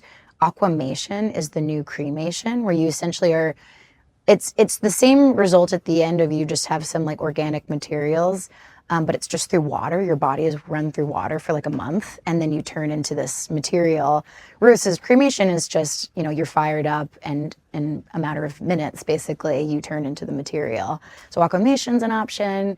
You can get your body turned into gemstones, so your family could have jewelry of you. You can get your body shot into space. You can get your body turned into a body farm or donated to science. There's these things called mushroom pods now, which I'm still learning if that's like how legit that is, but it sounds interesting of like you put this body into a suit and then it sprouts like new organic materials, and it's very circle of life kind of thing. And I think for me, some of the things that I care about is like, I want people to miss me when I'm gone. I want to be mourned, but then I kind of want people to move on with their lives. Like I would much prefer, slowly fading into the distance over time. I guess I'm balancing at one point of like, oh, it's important to remember people's names, but also like even cemeteries won't be around for forever. Like the American cemetery is unusual as a model that we die and are buried there. And given this expectation that you will be taken care of for forever, but for forever means it can mean anything. And a cemetery could be relocated. Yep. The gravestones could be lost. This happens all the time. And in particular, my sister-in-law's Peruvian. I went to Peru a little while ago, and it's you rent a space. And apparently in Europe, there's different models of it as well. But in a lot of different countries, you rent a space. And then if your family is not around every 5 years to pay for it, a new person comes in and you're just cleaned out, and wow. that's that. But outside of that, most people, like, you won't be remembered much beyond a generation or two, and that's okay. It feels like engaging with it a little bit more makes it a little less scary. Not that I know what's going to happen afterwards, but I don't know. What do you think happens when you die? I don't know. I feel like I listen to a lot of paranormal podcasts for this reason. And I still am I was raised Catholic, so I'm probably some sort of amalgamation of, like, I'm no longer Catholic anymore, but I feel like that gave me the sense of like a soul. And I like the idea that a soul continues on. I don't know what that is or that means. And I think of like, I think my family is very like Pascalian wager of like, well, you either know or you don't know, but like, it's nice to believe in something. So I think for us, it's like, it doesn't hurt me to believe that, like, we'll live on in some way afterwards, whether it's a second life or we just become particles and my dust scatters in the wind. And like, there's something very pleasant about that too. What do you believe? I don't know. In a way, I forget who said this to me in my life. It was a family member. I think it was my dad. I was talking about death, death had come up, and it was like, well, do you like feel bad or do you feel sad about the time before you were born? Whoa. And I'm like, no, it doesn't exist for me. And they're like, yeah, that's probably how death is. Wow. And I don't know if that's supposed to be a good or bad thing. And that's also a very like sort of like intense way of viewing it. But also, like there's a sense of like, why put meaning to it if it is what it is kind of thing. I think like, if that is what happens at the end, I feel very like non-emotionally attached to that. Again, I think like for me, like in my day-to-day or even in the work that I do, like I like to think that like there is something else. I don't know what it is. It's not that I even necessarily am like a heaven and hell person, but I'm like, it's nice to believe that there's something like, and I think about this again, maybe less for myself, but more for like my parents and my siblings and my loved ones and my friends, where I'm like, what are you going to do with the fact that like every Taylor Swift song and your cats all have crazy names and like you have this crazy like personal job and this thing and like we have all these memories from our 20s and our anyways, just like all the micro moments of humanity, I would love to believe gets to continue on somehow. But it might not. It really might just be like at the end. Yeah, maybe. But I also think that I studied philosophy in college, and I used to love like thought experiments where the professor presents something that sort of forces the class to take a stance. And I find myself literally constantly, I think about this. When I go to bed, this is a thought I have all the time. Man. I think about like, why does anything exist? And it just keep zooming back. You can have this conversation with anyone. Okay, so here we are, right? Okay, so why are we here? Oh, well, because our parents and their parents and like evolution, or maybe have a religious reason for it. But either way, like that's how we got here. Okay, fine. Okay, well, why is the Earth here? Why does Earth support life? Why does life exist? Why is the sun here? Why is the Milky Way here? And then you're like, oh, it's science. Things just are out there. It's just wrong. It's like, okay, why? Yeah. Why? Why does anything exist? Yeah. Because it sort of forces you to realize that if there's a reason, for everything to exist. We're part of it. So there has to be a reason we're here. Or it's the complete opposite, and we're just like here. We're just here. Which is very difficult to grasp. It is. But like, what is this within? What is the universe a part of? Yeah. This is the librarian's child of like, but I want the information. I know, it's someday. I really want that information. All the stories that I bet they have. I know it is really, I mean, that's maybe like, this is a very selfish thing that I do hope there's something else. I think like, I would love to just like, either, you know, I die and I get some sort of like spirit guide who's like, hey, like ask any question. And like, you have infinite access to just what is reality. And I'm like very excited. And I want to be like, well, I want to know everything. Like, I'm so excited if that's the thing. And if that's the case, then, you know, it doesn't really matter either way. But like, I just want to know everything. Mysteries of history. I'm like, I just want to ask all the questions of like, I honestly had never thought to think beyond our planet because there's so many questions I have about our planet that I'm like, oh, will I maybe know that? Like, will I just have, does the universe just become this like, you know, interconnected soul? Like, I guess this is a very Carl Jung way of thinking about it of like, it's just like one body of universe. And that's why we have archetypes, because it's just like a shared consciousness and we just go back to that afterwards. But then you know everything. So I love the idea of that. That would be very cool. But who knows? Yeah. You might not. I don't know. So what would you say is something that you've learned explicitly from doing what you do? Like, what's one thing you've learned? How to make a good chocolate chip cookie. Very practical. Yeah, but I would also say, like, I think we celebrate death, and death traditions can change so much. Like, I think for me, I grew up with, like, food and death were very disconnected. A comment that I get quite often on TikTok is like, ew, you bring food to cemeteries? Like, that's so disgusting. But also, like, in the early days, food, you know, people would picnic in cemeteries. We have tabletop gravestones. And the first American national park was the cemetery before we had official national parks. So, and yeah, people would just picnic on them on the weekends. And you would be like picnicking with grandpa or someone else's relatives. And it was so normal. And nowadays we have like, yeah, like I get some very strange comments of people being like, they're gonna haunt you, or like, that's so disrespectful. And I was like, well, technically from the way that we're taught of like how to behave in cemeteries, in some cases, like I would have assumed that originally. But like now that I've learned the history of cemeteries and even just how other cultures do different food and death traditions. So in any case, it's just, I've learned a lot about like how people use food to remember someone. Even if, like, for me, I grew up with being, like, it was a little bit more taboo, I guess. I guess everything is taboo. Catholic, you know. Lots of guilt. Yeah. What did you grow up as? I was Unitarian Universalist. Very nice. Yeah. What does that mean? I don't know. It was very open-minded. Yeah, well, it was sort of like, awesome. you believe what you want. You do and you. It was great. I love that. No, that's so rad. And I wish we'd probably all benefit for being a little bit more like that. Catholics were very fire and brimstone. I do love a Catholic cemetery. They have a lot of like, you know, motifs. And I guess when it comes to like death, you know, we have like the body and blood of Christ, which is a lot of food and death. You eat this thing. And so there's something, I haven't looked too much into that, but I'm like, it has to be something there of like, death is very associated with the traditions of food. We have meals together. You know, I'm Irish. And so like, we have the Irish wake where we gather around the casket of the person who just passed away and we're drinking around them. And that's cool. You know what I mean? Like that's, I don't know. So a lot of tradition around death. Oh, for sure. There's like much more than I think we realize. Across cultures, and food is a big part of it. Exactly. Does your family have any particular funerary traditions that you all do? No. Yeah. No. But I feel like we need to get into this death positive movement. Hell yeah. Thinking about it, That's great. Do you mind if I ask the last funeral that you went to? My aunt. Oh, nice. Yeah, she died in 2012. Oh, I'm so sorry. Yeah, no, it was, she was the first person I watched die. Wow. So she had breast cancer. Andy, it was crazy. She was like fine. She was 45. Oh my gosh. And she went home. She was living in Seattle with her twin boys and her husband, Matt. And she just went back in for pneumonia. And it actually really was sort of not a big deal. Oh my goodness. I was out in San Diego for military training, and my family was like, hey, Andy's going back in the hospital. But it's really just sort of an overabundance of precaution here because she has cancer. But it just spiraled. And then before long, I was flying to Seattle, and I you know, Andy's like so full of life. Yeah. And I walked into the hospital, and I know she's going to die. It's very clear. And, you know, her husband's there and he's sort of in shock.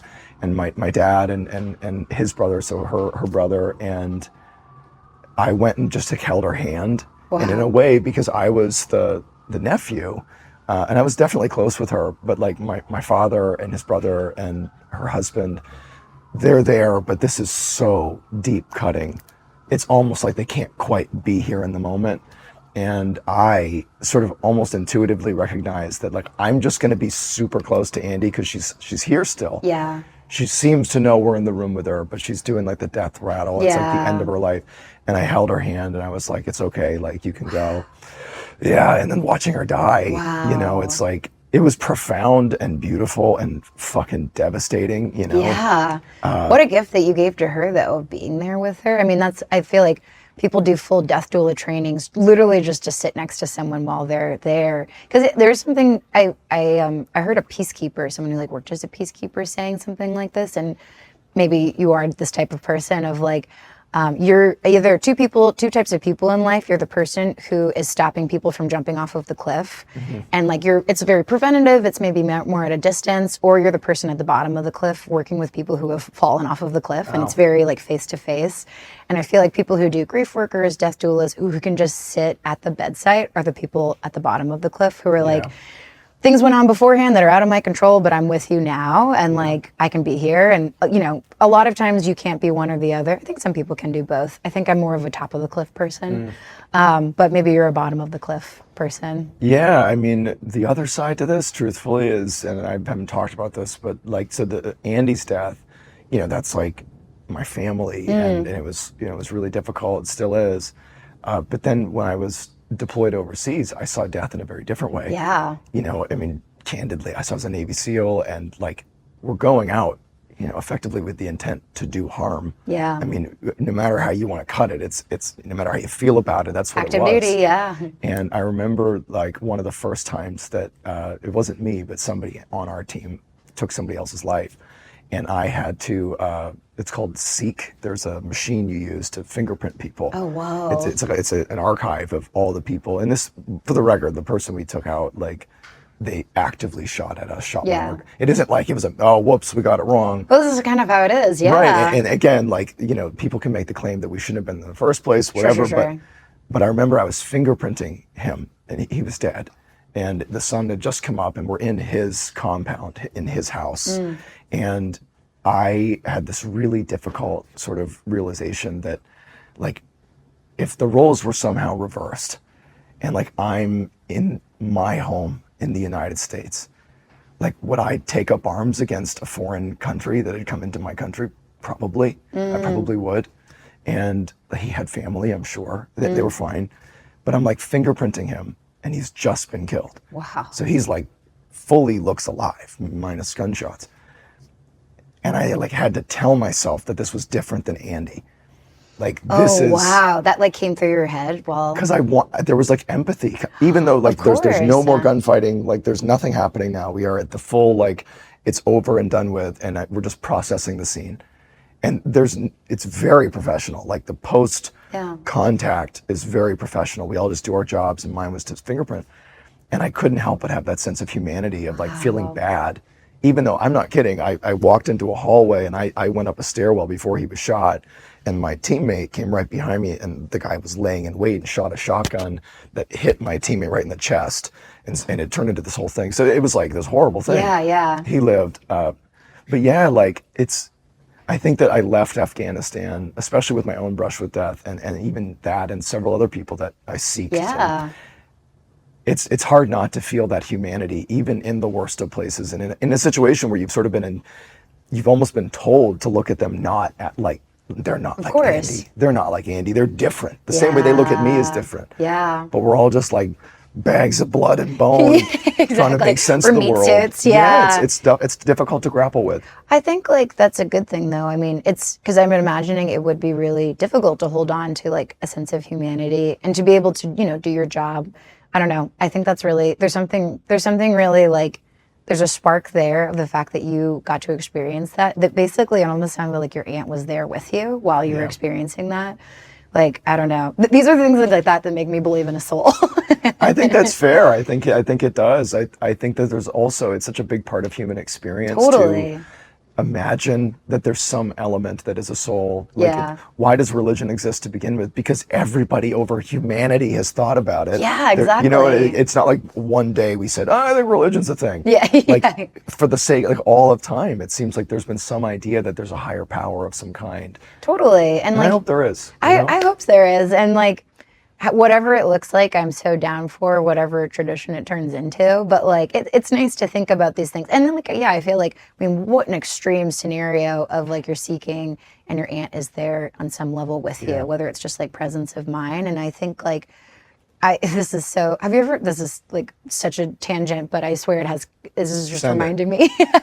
Have you ever seen a psychic before? I think, but only as a child, and it was sort of ad hoc, and it was not serious. Totally. Well, I know you saw a mentalist in a previous episode, yes. and that also I'm still curious. Like, there's so many, there's a lot to unpack with that. But I saw there's a psychic in LA, and I should say, like, I love paranormal stories. I love ghost stories. I think to me, it's like my like very soft level of engaging in these like higher topics. But I saw her and she asked me to pull up my phone and voice record us during the whole thing. And then she immediately starts talking about my friend in college who died, who took her own life.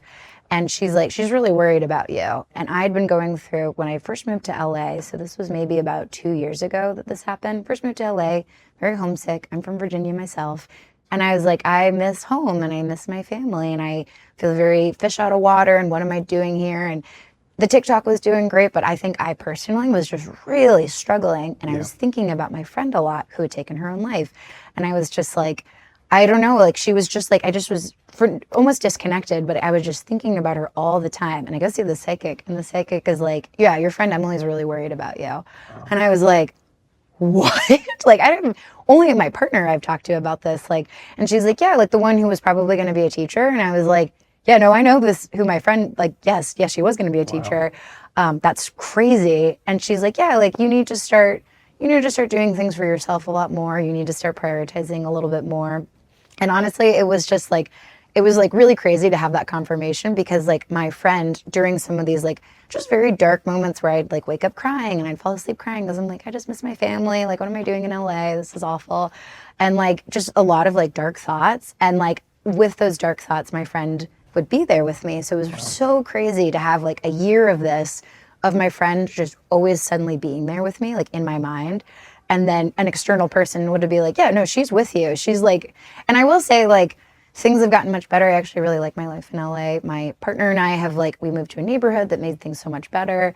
And my friend is less present of mine now that I'm in a good place. And I can't help but wonder if like I was being, I don't know, sensing her or something like that, but it was a very strange synchronicity that I kept thinking about with, I don't know. Again, It's powerful. Soul, who knows? Something's there. Something's there. I don't know. So obviously you have this incredible book that has just come out, To Die For, a cookbook of gravestone recipes. It's more than just a recipe book. There's stories in here, amazing pictures. You should be very proud of this. It's beautiful. This is incredible. Thank you so much. Thank you so much. This is such an honor to be here. Right on. Thank you. Thank you.